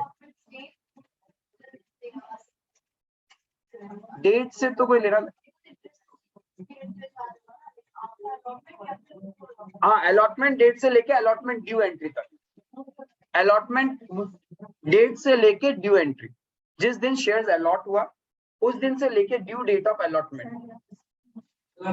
तो यहाँ पे बैंक पे आया समझ में प्राची? सर मुझे यहाँ पे हाँ, कॉल से इंग्लिश की जगह में to first and final to calls in advance की जगह में टू फर्स्ट एंड फाइनल को क्यों नहीं लिखा? लिख सकते हो, लिख सकते हैं। यदि आपके मन में ऐसा है कि सर मैं यहाँ पे फर्स्ट एंड फाइनल कॉल लिखना चाहती हूँ या चाहता हूँ ताकि मुझे पता रहे इसको कहाँ एडजस्ट करना है, you can write down. Even second call भी होता है ना, तो पहले फर्स्ट कॉल फिर सेकंड कॉल, ऐसे आप लिख सकते हैं, कोई गलत नहीं है। बहुत सारे हो जाएंगे वो, फिर वो खुलते जाएंगे अकाउंट्स, तो कोई सेंस नहीं बनता है। कंपनी खुद कंफ्यूज हो जाएगी इंटरेस्ट को किस पे क्या देना था, उसका सॉफ्टवेयर ऐसे ऐसे है, मैं नहीं सकूंगा, ऐसे करने लग जाएगा वो। ठीक है, हाँ लिख सकता है, या तो कॉल्स इन एडवांस लिख दो या फिर to first call to second call. Clear है? ये एंट्री समझ में आया? ठीक है, 5 मिनट्स ब्रेक, फिर अपन इससे रिलेटेड पूरा एक प्रॉपर एग्जांपल बनाते हैं जहां पे I will be covering pro rata allotment. ठीक है, ओवर सब्सक्रिप्शन अपने आप हो जाएगा जब प्रो राटा होगा, तो आपका उसमें सब कुछ कवर कर लूंगा मैं। ओवर सब्सक्रिप्शन का रिजेक्शन पार्ट भी कवर कर लूंगा, इवन द प्रो राटा भी। एक क्वेश्चन में आपका सारा कवर्ड हो जाएगा, एक्सेप्ट उसमें मैं फॉरफीचर नहीं रखूंगा, फॉरफीचर और रीइश्यू नहीं होगा।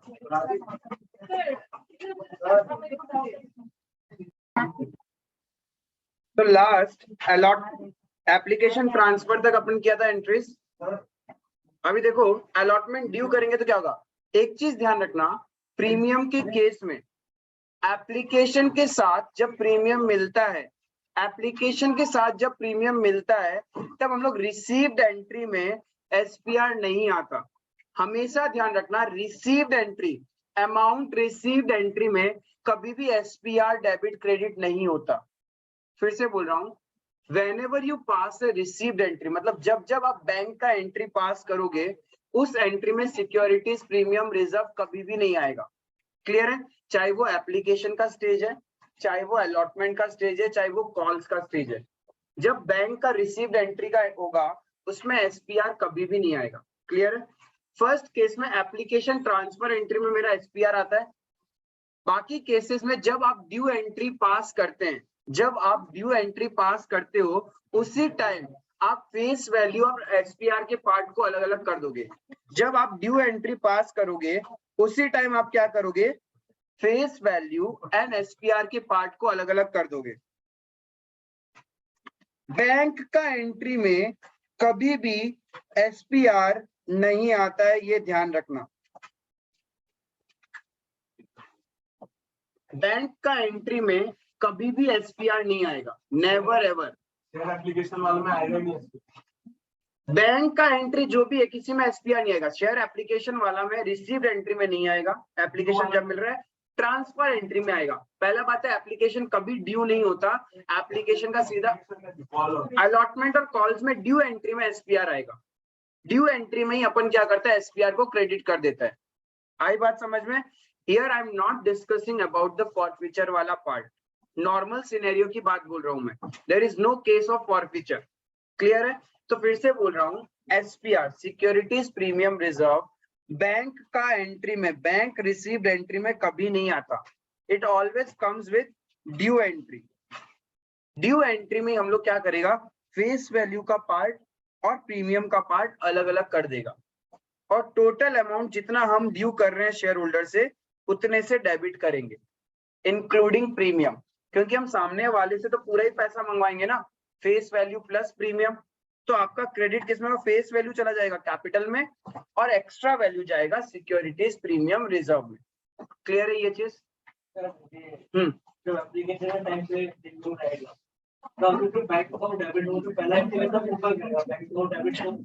जितना एप्लीकेशन का है, हाँ, टू एसपीआर, हाँ, ट्रांसफर एंट्री में। ठीक है, इज इट क्लियर? सो ये है अपना बेसिक एंट्रीज, अलॉटमेंट ड्यू करने का, रिसीव करने का, देन अगेन कॉल ड्यू करने का एंड कॉल रिसीव करने का। जो इशूड एट पार के केस में समझा था हमने, इफ हमारे पास अलॉटमेंट का एंट्री रिसीव एंट्री में अलॉटमेंट का जितना पैसा मंगवाया उसमें से किसी ने कॉल्स इन एरियर किया, वो बैंक में नहीं आएगा।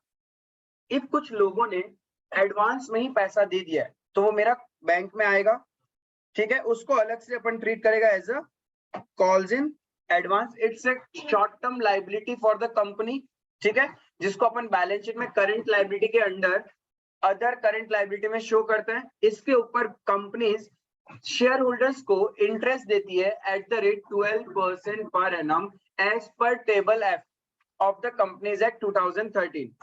क्लियर है ये चीज? देन अगेन अपन क्या करेगा, कॉल्स को ड्यू करेगा, जितना पैसा मिल रहा है वो तो बैंक में आ जाएगा। इफ पहले से ही एडवांस मिल चुका होगा तो मेरा कॉल्स इन एडवांस में मैंने क्रेडिट करके रखा होगा, उसको अभी एडजस्ट करेंगे। एंड इफ कुछ शेयर होल्डर्स मुझे नहीं पे कर रहे तो उसको अपन कॉल्स इन एरियर अकाउंट में डाल के छोड़ देगा। एंड यही है मेरा नॉर्मल प्रोसेस, ये एकदम नॉर्मल। यानी अभी तक हम समझ में आता है सिर्फ 6 ही एंट्री है main.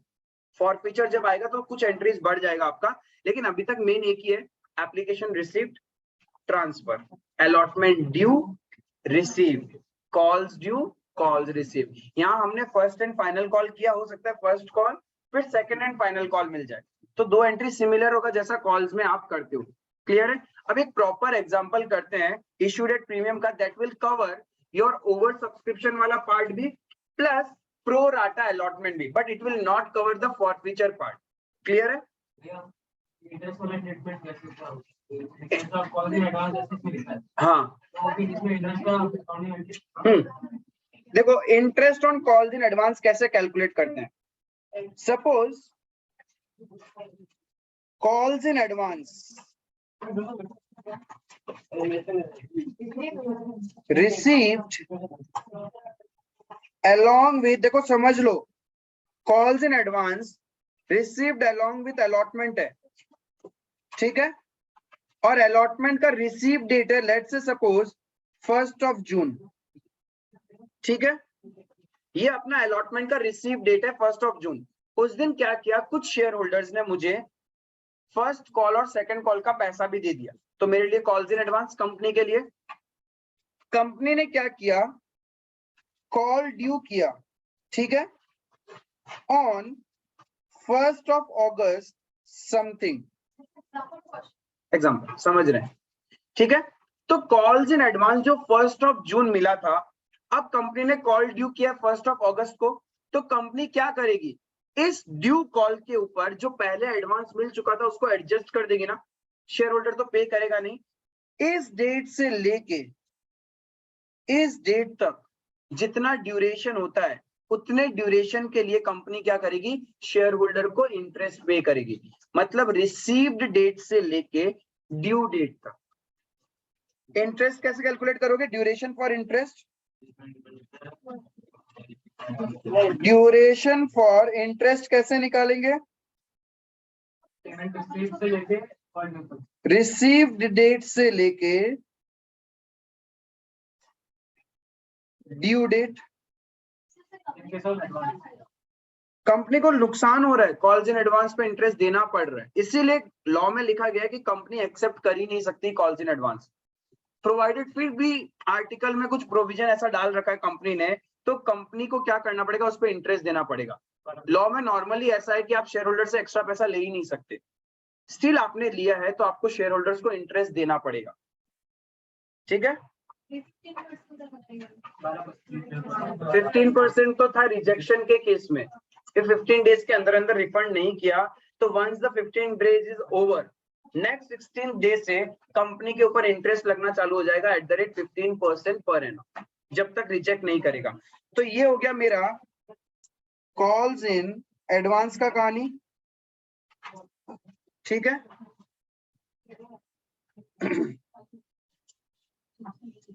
Duration for interest on calls in arrear.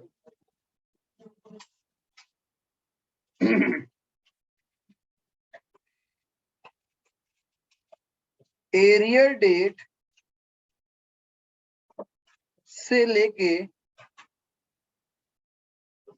Payment date के बीच, जब तक पेमेंट नहीं करता, जिस दिन पेमेंट करेगा उस दिन तक का उसको क्या करना पड़ेगा, इंटरेस्ट पे करना पड़ेगा कंपनी को, शेयर होल्डर को पे करना पड़ेगा कंपनी को eight the rate 10% per annum. Call मंगाया था फर्स्ट कॉल। हाँ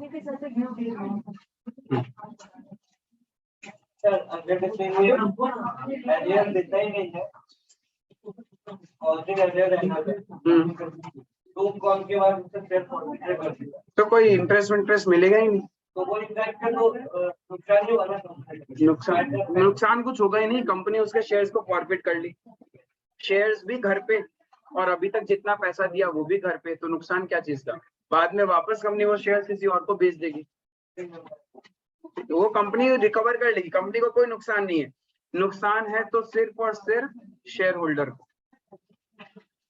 सपोज आपने क्या किया, एक घर ईएमआई पे लिया, ठीक है, आपने 10 ईएमआई पे कर दिया और मैंने आपको लोन दिया था, लेकिन आपका घर का सारा डॉक्यूमेंट्स मेरे पास में, मैंने बोला सारा ईएमआई जब मेरा पैसा लुटा दोगे तब मैं तुम्हें वापस घर के डॉक्यूमेंट दे दूंगा। तुमने क्या किया, आउट ऑफ 30 ईएमआई 10 ईएमआई पे मुझे पे कर दिया, अब कंटिन्यूस 3-4 ईएमआई तुम्हारा बाउंस हो गया, तुम पे नहीं कर पा रहे हो, तो मैं क्या करूंगा, खत्म, मत दो पैसा, कोई बात नहीं, जो 10 ईएमआई मिला वो तो मेरा ही, प्लस हम तुम्हारा घर बेच और देगा, अब वो बेचे हम कितना वैल्यू में मेरा मर्जी है ना, तो हाँ नहीं रिटर्न नहीं होगा, वही तो फॉरफीचर है। क्लियर है यहाँ तक? चलो एग्जाम्पल लिखता है। Now see, in this example we will cover over subscription and pro rata वाला part, but यहाँ पे मैंने calls in arrear and calls in advance को cover नहीं किया। In the next example we will be covering जहाँ पे pro rata भी रहेगा plus calls in arrear and calls in advance भी होगा। This is a basic question of pro rata and over subscription। Question क्या बोल रहा है, ABC Limited एक कंपनी है, incorporated with an authorized capital of ₹10 lakh divided into shares of ₹10 each, मतलब कितने नंबर ऑफ ऑथोराइज्ड शेयर्स है, 1 lakh shares, ठीक है। Company made a public offer for 80,000 shares, company अभी इश्यू कितना कर रही है, 80,000 शेयर्स एट ₹50 पर शेयर, यानी इश्यूड एट प्रीमियम हो गया, ये 10 रुपए फेस वैल्यू का शेयर्स 50 रुपीज में सेल कर रही है। क्लियर है? ठीक है। Share money was payable as follows, application के साथ 4 + 20 यानी टोटल 24, 4 रुपए फेस वैल्यू के और 20 रुपए प्रीमियम का, अलॉटमेंट के साथ 3 + 20 दैट मींस फेस वैल्यू का 3 और प्रीमियम का, and first and final call में 3 रुपए। Company received an application for 1,50,000 shares. Now this is a case of over subscription. Company issue कर रही है 80,000 और कंपनी के पास एप्लीकेशंस कितना आया, 1,50,000 शेयर्स। अब इस 1,50,000 का बाइफर्केशन कंपनी दे रही है, क्या बोल रही है, mister A who applied for 30,000 shares was allotted 20,000 shares and excess refunded। यानी मिस्टर ए जिसने 30,000 शेयर्स के लिए अप्लाई किया है उसको कंपनी ने 20,000 शेयर्स अलॉट कर दिए, बाकी जो उसका 10,000 एक्सेस एप्लीकेशन है कंपनी ने क्या किया है, रिफंड कर दिया। It is not a case of pro rata, ठीक है। Then mister B who applied for 30,000 shares were allotted 20,000 shares, ठीक है। 30,000 शेयर्स के लिए मिस्टर बी ने अप्लाई किया, बट उसको अलॉट कितना हुआ, 20,000 ऑन प्रो राटा बेसिस। इसका मतलब जो उसका एक्सेस 10,000 एप्लीकेशन मनी है, क्या कंपनी ने रिफंड किया है, क्या नहीं किया। कंपनी क्या करेगा, उसको आगे एडजस्ट करेगा। अब देखो क्वेश्चन में कुछ बताया नहीं है कि एक्सेस एप्लीकेशन मनी कहां तक एडजस्ट होगा, तो आप हमेशा जहां तक एडजस्ट हो सकता है, यस, एग्जाम के पॉइंट ऑफ व्यू से दिमाग में रखना, ये जितना भी प्रो राटा अलॉटमेंट होता है ना, उसके लिए अपने को वर्किंग नोट बनाना पड़ता है। बाकी केस में आप नहीं भी बनाओगे तो चलेगा, बिकॉज इस क्वेश्चन में ज्यादा कॉम्प्लिकेशंस नहीं है आपके पास में, ठीक है।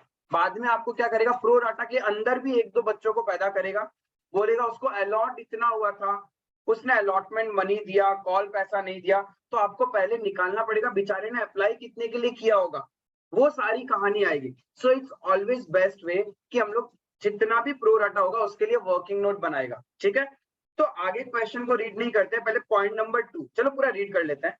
पॉइंट नंबर बी ध्यान में रखना, 30,000 के लिए अप्लाई किया, 20,000 अलॉट हुआ है, 10,000 का एक्सेस है, वो एक्सेस पैसा किसके पास पड़ा है, कंपनी के पास, और कंपनी उसको कहां एडजस्ट करेगी, अलॉटमेंट एंड कॉल्स के साथ में।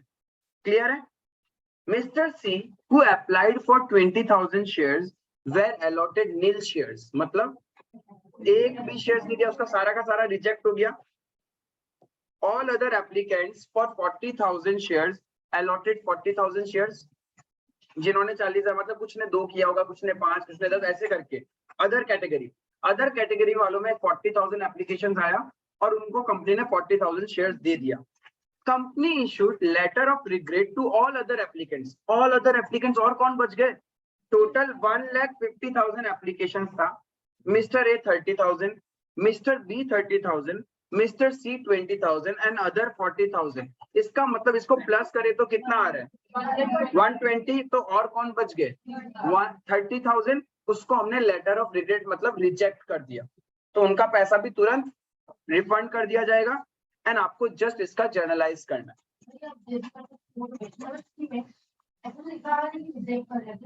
नील शेयर्स 3 में देखो, नील का मतलब क्या था, 0, अप्लाई किया 20,000, एक भी नहीं मिला, ठीक है।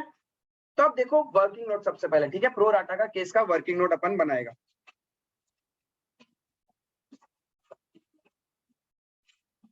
उसके बाद में जर्नल एंट्री करोगे, ठीक है, पहले मेरे साथ वर्किंग नोट बनाना। हाँ वो कोई दिक्कत नहीं, किसी ने अपने कॉपी में फॉर्मेट बना लिया जर्नल का तो 1.5 पेज छोड़ देना, 1 से 1.5 पेज, 1 पेज तो पूरा ही लगता है, but for the safer side 1 page and something कुछ और स्पेस छोड़ ही देना, ठीक है। उसके नीचे वर्किंग नोट बनाना। वर्किंग नोट क्या है अपने पास, हम लोग किसका बना रहे हैं, मिस्टर बी का। मिस्टर बी ने अप्लाइड किया कितना शेयर्स, 30 और उसको अलॉट कितना हुआ है,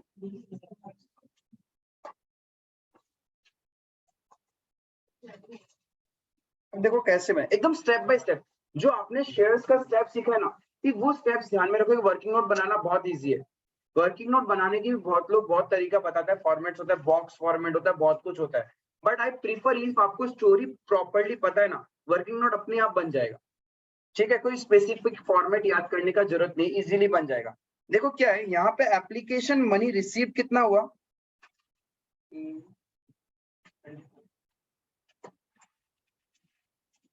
एप्लीकेशन मनी रिसीव्ड कितना होगा 30,000 इंटू 24, क्लियर है,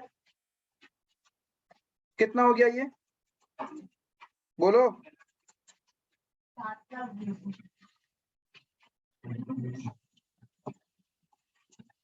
7,20,000। एप्लीकेशन मनी रिक्वायर्ड कितना था,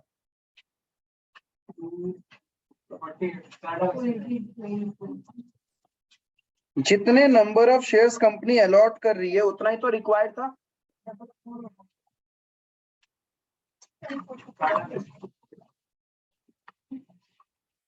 $20,000 इंटू 24,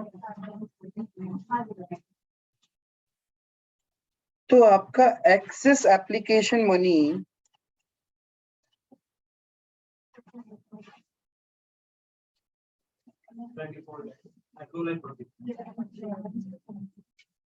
टू बी एडजस्टेड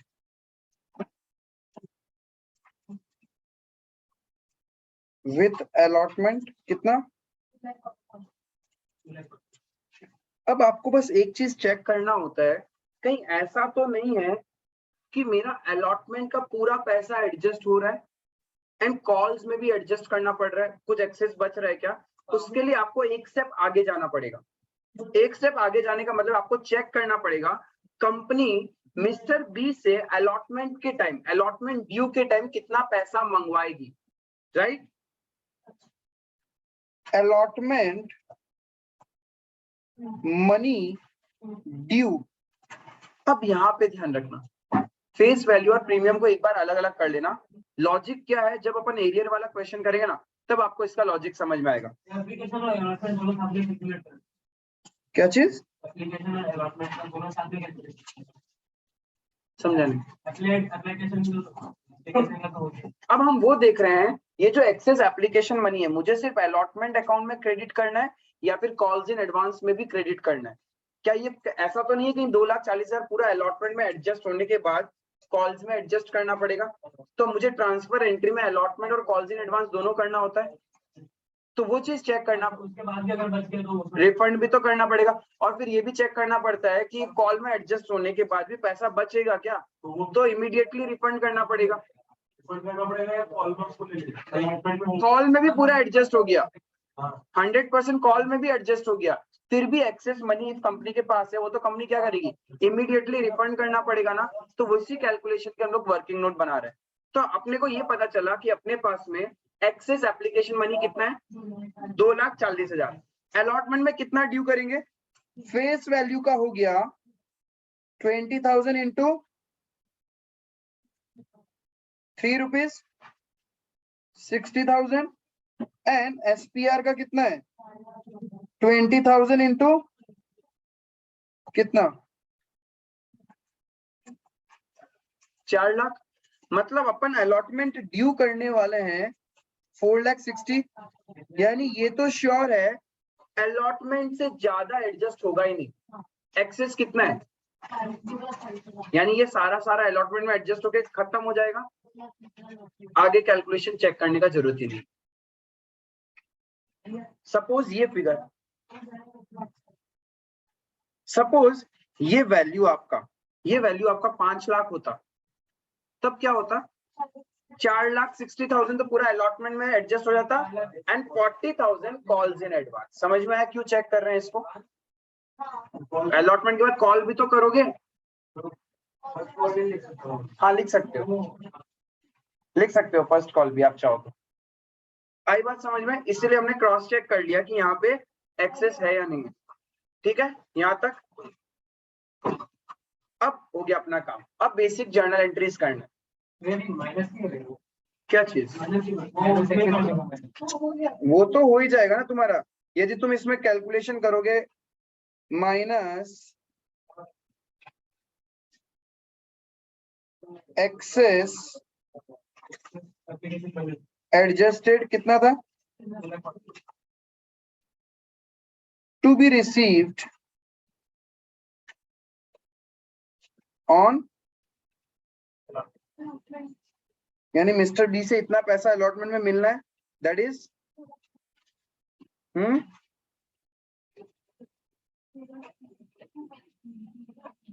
समझ में आया वर्किंग नोट? किसी को वर्किंग नोट में डाउट?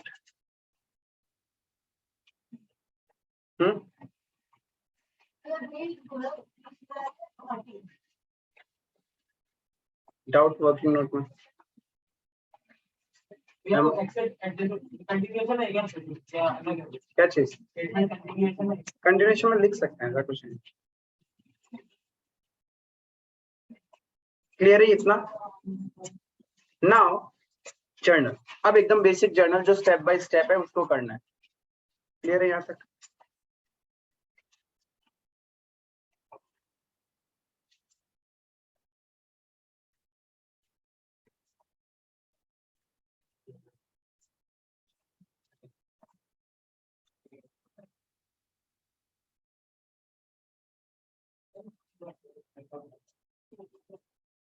एग्जाम में आपको फॉर्मेट बना के आना है, जब भी जर्नल का क्वेश्चन आएगा जर्नल का पूरा फॉर्मेट बनाना। इफ नहीं बनाओगे तो मार्क्स डिडक्ट हो जाएगा आपका, ये ध्यान रखना।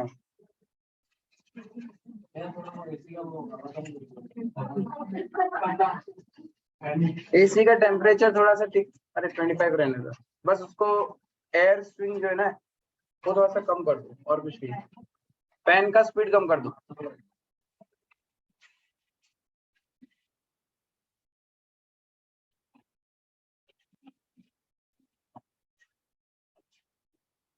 ठीक है। सबसे पहला एंट्री क्या होगा? हाँ ये हम लोग एप्लीकेशन वाले में तो अलॉटमेंट करके डाल देंगे 2 लाख चल देंगे। उसके बाद जो हम लोग अलॉटमेंट वाला करेगा इसमें टू कॉल से एडवांस करेंगे, टू अलॉटमेंट रिसीविंग। कुछ नहीं करना है, कुछ भी नहीं करना, वो ऑटो एडजस्ट हो जाएगा, अभी बताऊंगा। हाँ हाँ, ये तो ड्यू वाला तो कर दिया टू। रिसीव एंट्री में जितना एक्चुअल रिसीव हो रहा है बस उतना ही रिसीव करना है, क्योंकि पहले अभी बता रहा हूँ क्योंकि फिर कंफ्यूज हो जाओगे तुम। वो तो समझ गया, लेकिन तुम ऑलरेडी एक बार ऊपर क्रेडिट कर चुके हो अलॉटमेंट को, तो उतना अमाउंट से अब फिर से क्रेडिट या डेबिट करने की जरूरत नहीं है, उतना अमाउंट हटा के क्रेडिट करो बैंक अकाउंट वाला एंट्री में।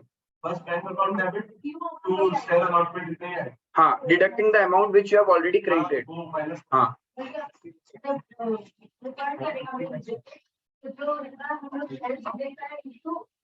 एप्लीकेशन अमाउंट, हाँ 24 SPR भी ऐड करके।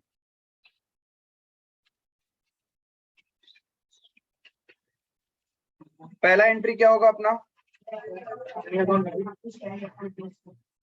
पहले कंपनी को एप्लीकेशन मिलेगा तो bank account debit to share, debit the receiver, credit the giver, being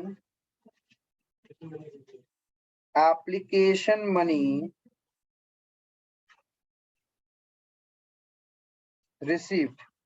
कितना नंबर ऑफ एप्लीकेशन है मेरे पास? 1,50,000 इंटू टोटल वैल्यू हो गया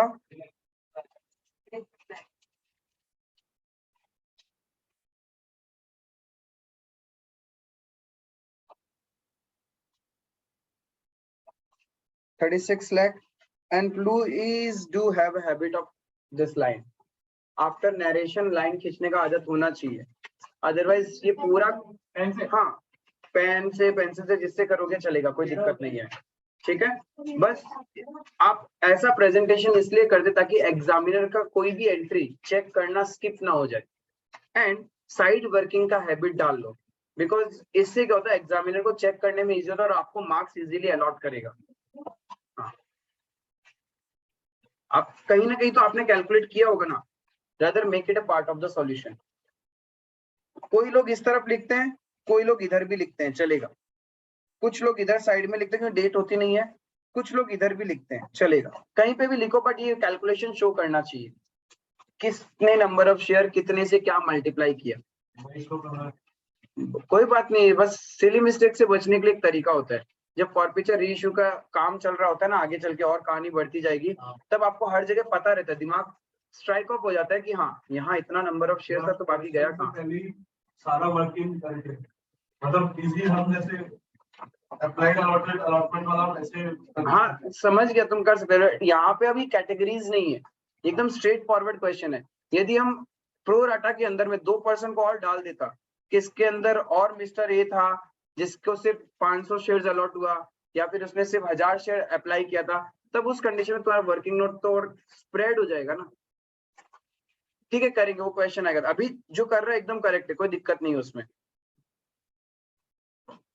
नेक्स्ट एंट्री क्या है अपना? Transfer entry.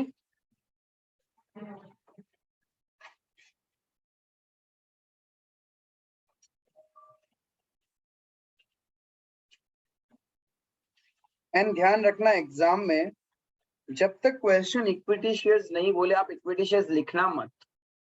शेयर्स लिख रहे तो normal share, application, share capital. If question बोल दे equity, then equity word use करेंगे। इफ क्वेश्चन बोल दे preference, then preference word use करेंगे। होता है बट आप यूज ही मत करो ना। अरे मार्क्स नहीं कटेगा, मार्क्स नहीं कटेगा। आपने एग्जाम में इक्विटी शेयर कैपिटल लिख के भी आ गए, कुछ क्वेश्चन नहीं मेंशन कर रहा है, ऑब्वियसली बाय डिफॉल्ट वो इक्विटी शेयर्स ही होता है।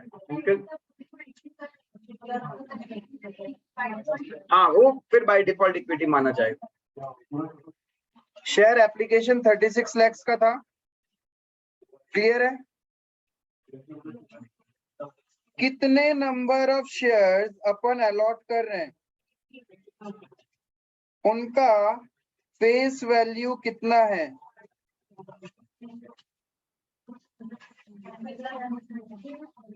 ठीक है,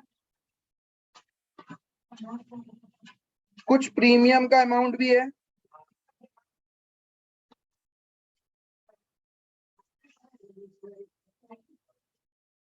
कुछ रिफंड भी करना।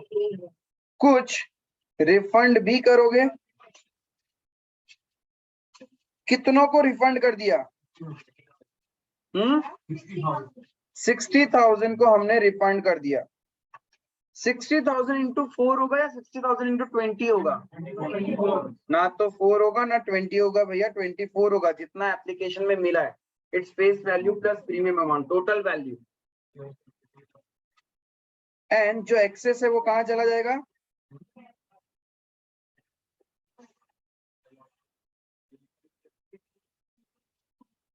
अलॉटमेंट में कितना?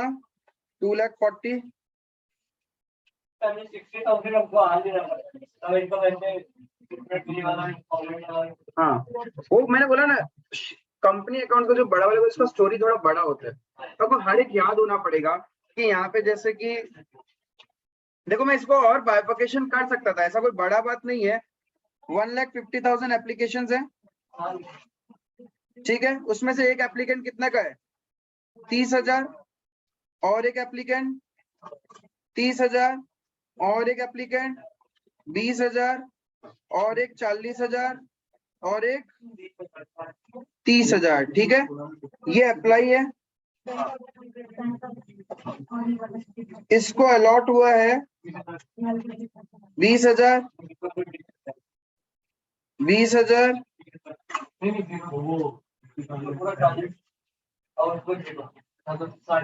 ठीक है। इसका रिजेक्ट 10,000, हाँ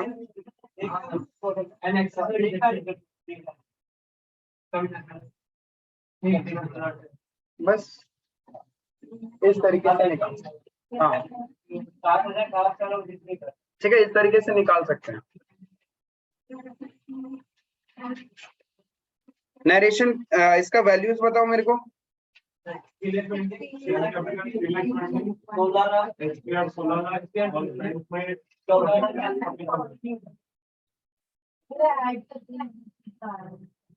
क्या नहीं है, आना ही होगा।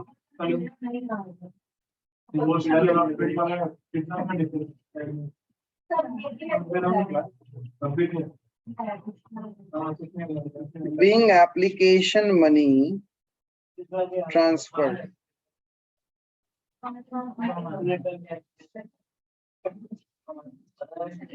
ठीक है। ये था मेरा फर्स्ट स्टेप शेयर्स के केस में। पहले एप्लीकेशन मिलेगा, देन एप्लीकेशन मनी को ट्रांसफर करना है। एक्सेस है तो रिफंड कर दो, एंड उसके बाद में एक प्रो राटा है तो जहां तक एडजस्ट हो रहा है वहां तक आप एंट्री कर दो। क्लियर है? नेक्स्ट क्या करना है अपने को? अलॉटमेंट ड्यू करेंगे। ड्यू करेंगे तो जिन लोगों से पैसा लेना है उनको डेबिट करो। Share allotment account debit. इन लोगों से कितना, कितने लोग हैं, जितने नंबर ऑफ शेयर हमने इश्यू किया उन्हीं से तो अलॉटमेंट लेंगे। कितना रुपए करके? 23 रुपीज करके मंगवाएंगे।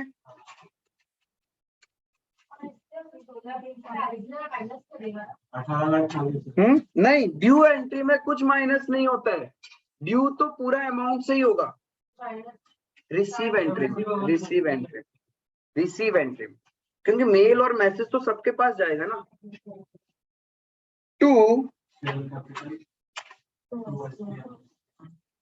अब इस 23 में 80,000 इंटू 3 तो फेस वैल्यू का है तो वो कैपिटल में जाएगा, और जो प्रीमियम का अमाउंट है वो एसपीआर में जाएगा।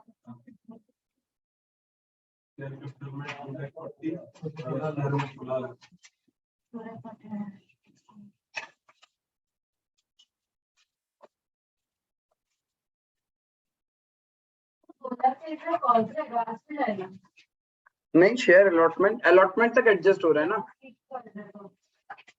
ये 240 ना, 240 वो अलॉटमेंट का जो निकल किया था, ये वाला ना, देखो ये वाला नहीं, ये कॉल्स इन एडवांस में नहीं जाएगा क्योंकि कॉल्स में एडजस्ट नहीं हो रहा ना, अलॉटमेंट में एडजस्ट हो रहा है, तो इसको हम शेयर अलॉटमेंट के नाम से ही रखते हैं।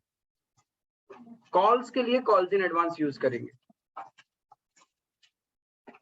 बैंक एंट्री होगा, बैंक को डेबिट टू और share allotment. Being allotment money due। ये क्वेश्चन तो एकदम बेसिक्स वाला है क्योंकि यहाँ पे एरियर कुछ है ही नहीं। अब अलॉटमेंट ड्यू कर लिया आपने, तो अलॉटमेंट मनी रिसीव होगा। आपने 18,40,000 ड्यू किया है, क्या पूरा रिसीव होगा क्या? 240 तो एडजस्ट कर चुका, पहले ही आ चुका था, तो कितना और रिसीव होगा? 16 लाख। तो bank account debit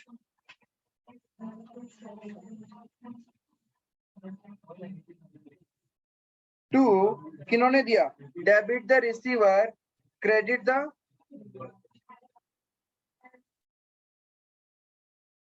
to share allotment account So minus की डॉक्टर का बहुत अच्छा दिखाई। ड्यू किया था आपने 18,40,000, उसमें से एडवांस आपको मिला हुआ था 2 लाख, तो बचा हुआ बैंक में आ गया। यहाँ पे फिर से शेयर अलॉटमेंट डेबिट करने का जरूरत नहीं है, क्योंकि देखो आपने शेयर अलॉटमेंट डेबिट किया था 1840 से, टोटल इतने से फिर से क्रेडिट होना चाहिए। 16 लाख यहाँ क्रेडिट हो गया, मिल चुका पैसा, और 240 यहाँ क्रेडिट हो गया, तो अकाउंट नलिफाइड। हाँ वापस लिखा है। जहाँ पे जो लिखा है ना पूरा सा allotment का जो 280 है, वहाँ पे बैंक अकाउंट के लेफ्ट हैंड साइड में आप लिखा था allotment money minus calls in arrears plus calls in advance।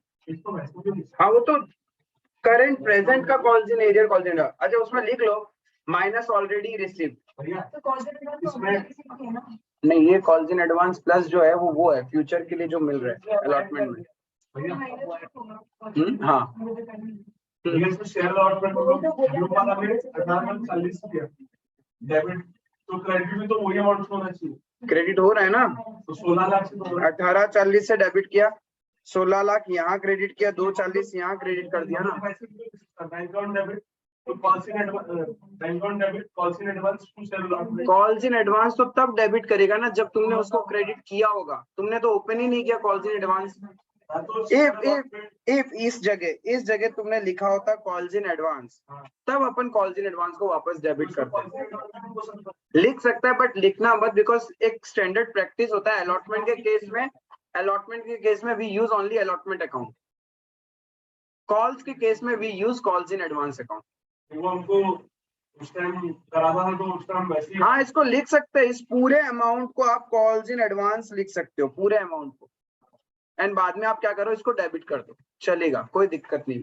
वही हम कंफ्यूज कर दो, शेयर अलॉटमेंट 18,40,000 और नीचे 16 लाख से। हाँ नहीं, आप इसको कर सकते हो, आप क्या करो, इसको काट के कॉल्स इन एडवांस कर लेना, बाद में क्या करना, यहाँ पे bank account debit, calls in advance को डेबिट कर देना, और शेयर अलॉटमेंट को पूरा 18,40,000 से यहाँ क्रेडिट करना।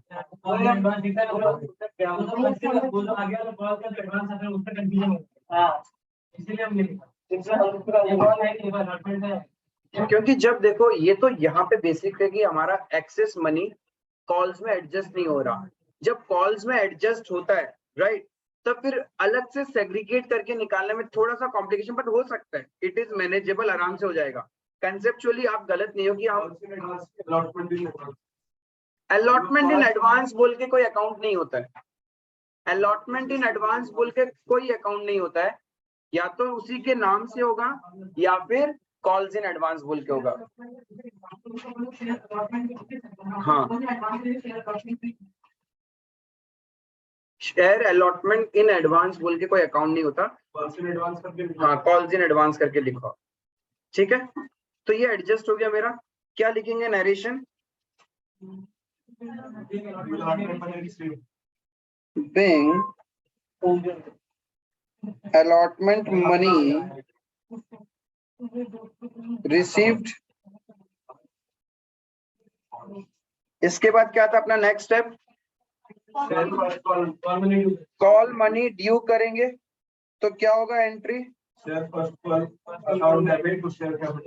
Share first and final call account debit, यानी ये वो लोग हैं जिनसे अपन पैसा मंगवा रहे हैं। कितना पैसा मंगवाओगे, सब 80,000 वालों से पूरा,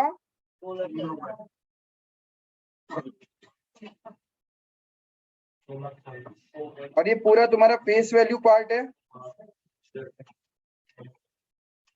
to share capital account being call money due. भैया इसमें एक और डाउट है। हाँ एसपीआर वाला जो अपन लिखा है उसके बाद फिर इसका एक और एंट्री आता है वो याद नहीं आ रहा और फीचर के टाइम आता है जब एसपीआर रिवर्स हो जाता है। इसमें भी मतलब वो भी करता ना हम लोग रिटर्न ऑफ कुछ करता है वो Expense. एक्सपेंसेस, हाँ प्रिलिमिनरी एक्सपेंसेस वगैरह, हाँ वो लास्ट में आता है। लास्ट में वो प्रिलिमिनरी एक्सपेंसेस मैंने बोला ना, if कोई भी प्रिलिमिनरी एक्सपेंसेस हुआ तो उसको अपन राइट ऑफ करेगा। नीचे का उसका वो ब्रैकेट वाला तो हो गया और थोड़े एक सेकंड होता है और रहने वाला है।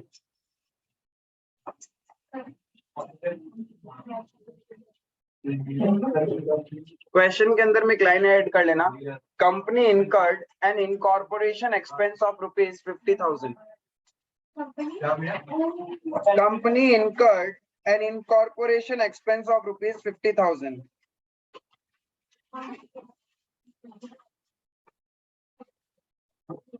and incurred 50,000 as incorporation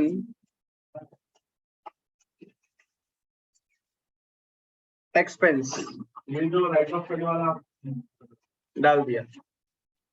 अरे वो फर्स्ट जो दो लाइन है ना, ABC limited a company incorporated with authorised capital of 10 lakh divided into shares of ₹10 each and incurred 50,000 as incorporation expense।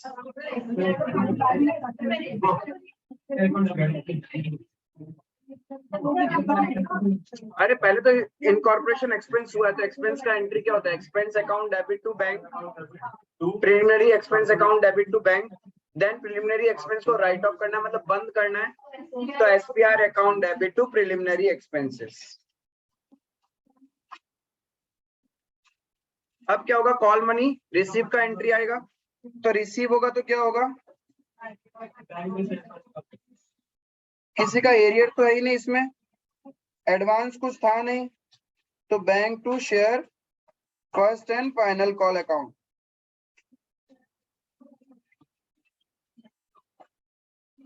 Being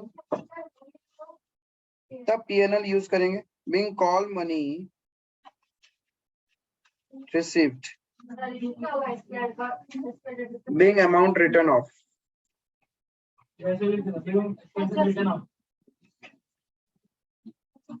अब देखो प्रिलिमिनरी जो एक्सपेंस हुआ था उसका एंट्री करना पड़ेगा,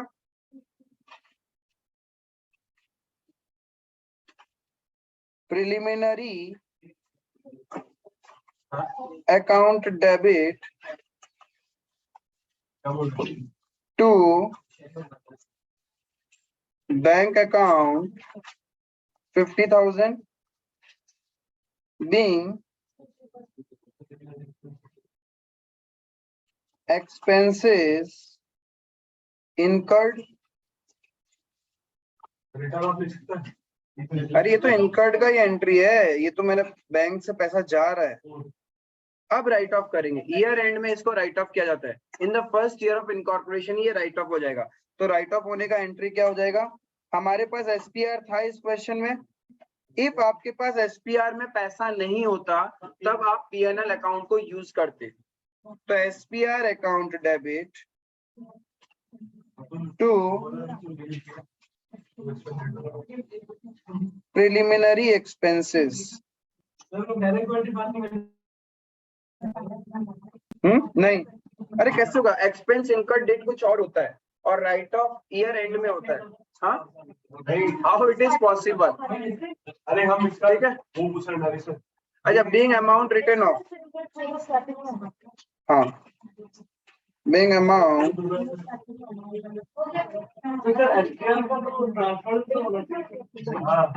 एसपीआर कहीं ट्रांसफर नहीं होता, एसपीआर कहीं ट्रांसफर नहीं होता, एसपीआर में ही रहता है। ठीक है, सो विद दिस इलस्ट्रेशन हम लोग का बेसिक प्रीमियम का जो क्वेश्चन था with over subscription and pro rata हमने कवर किया। इन द नेक्स्ट क्लास इसी कंसेप्ट पे हम लोग क्या करेगा, calls in arrear and calls in advance को ऐड करेगा, plus issue of shares for consideration other than cash वाला पार्ट भी करेगा, एंड वो होने के बाद हम लोग फॉरफीचर एंड रीइश्यू के अंदर एंटर करेगा। ठीक है, thank you, that's all for today. ठीक है।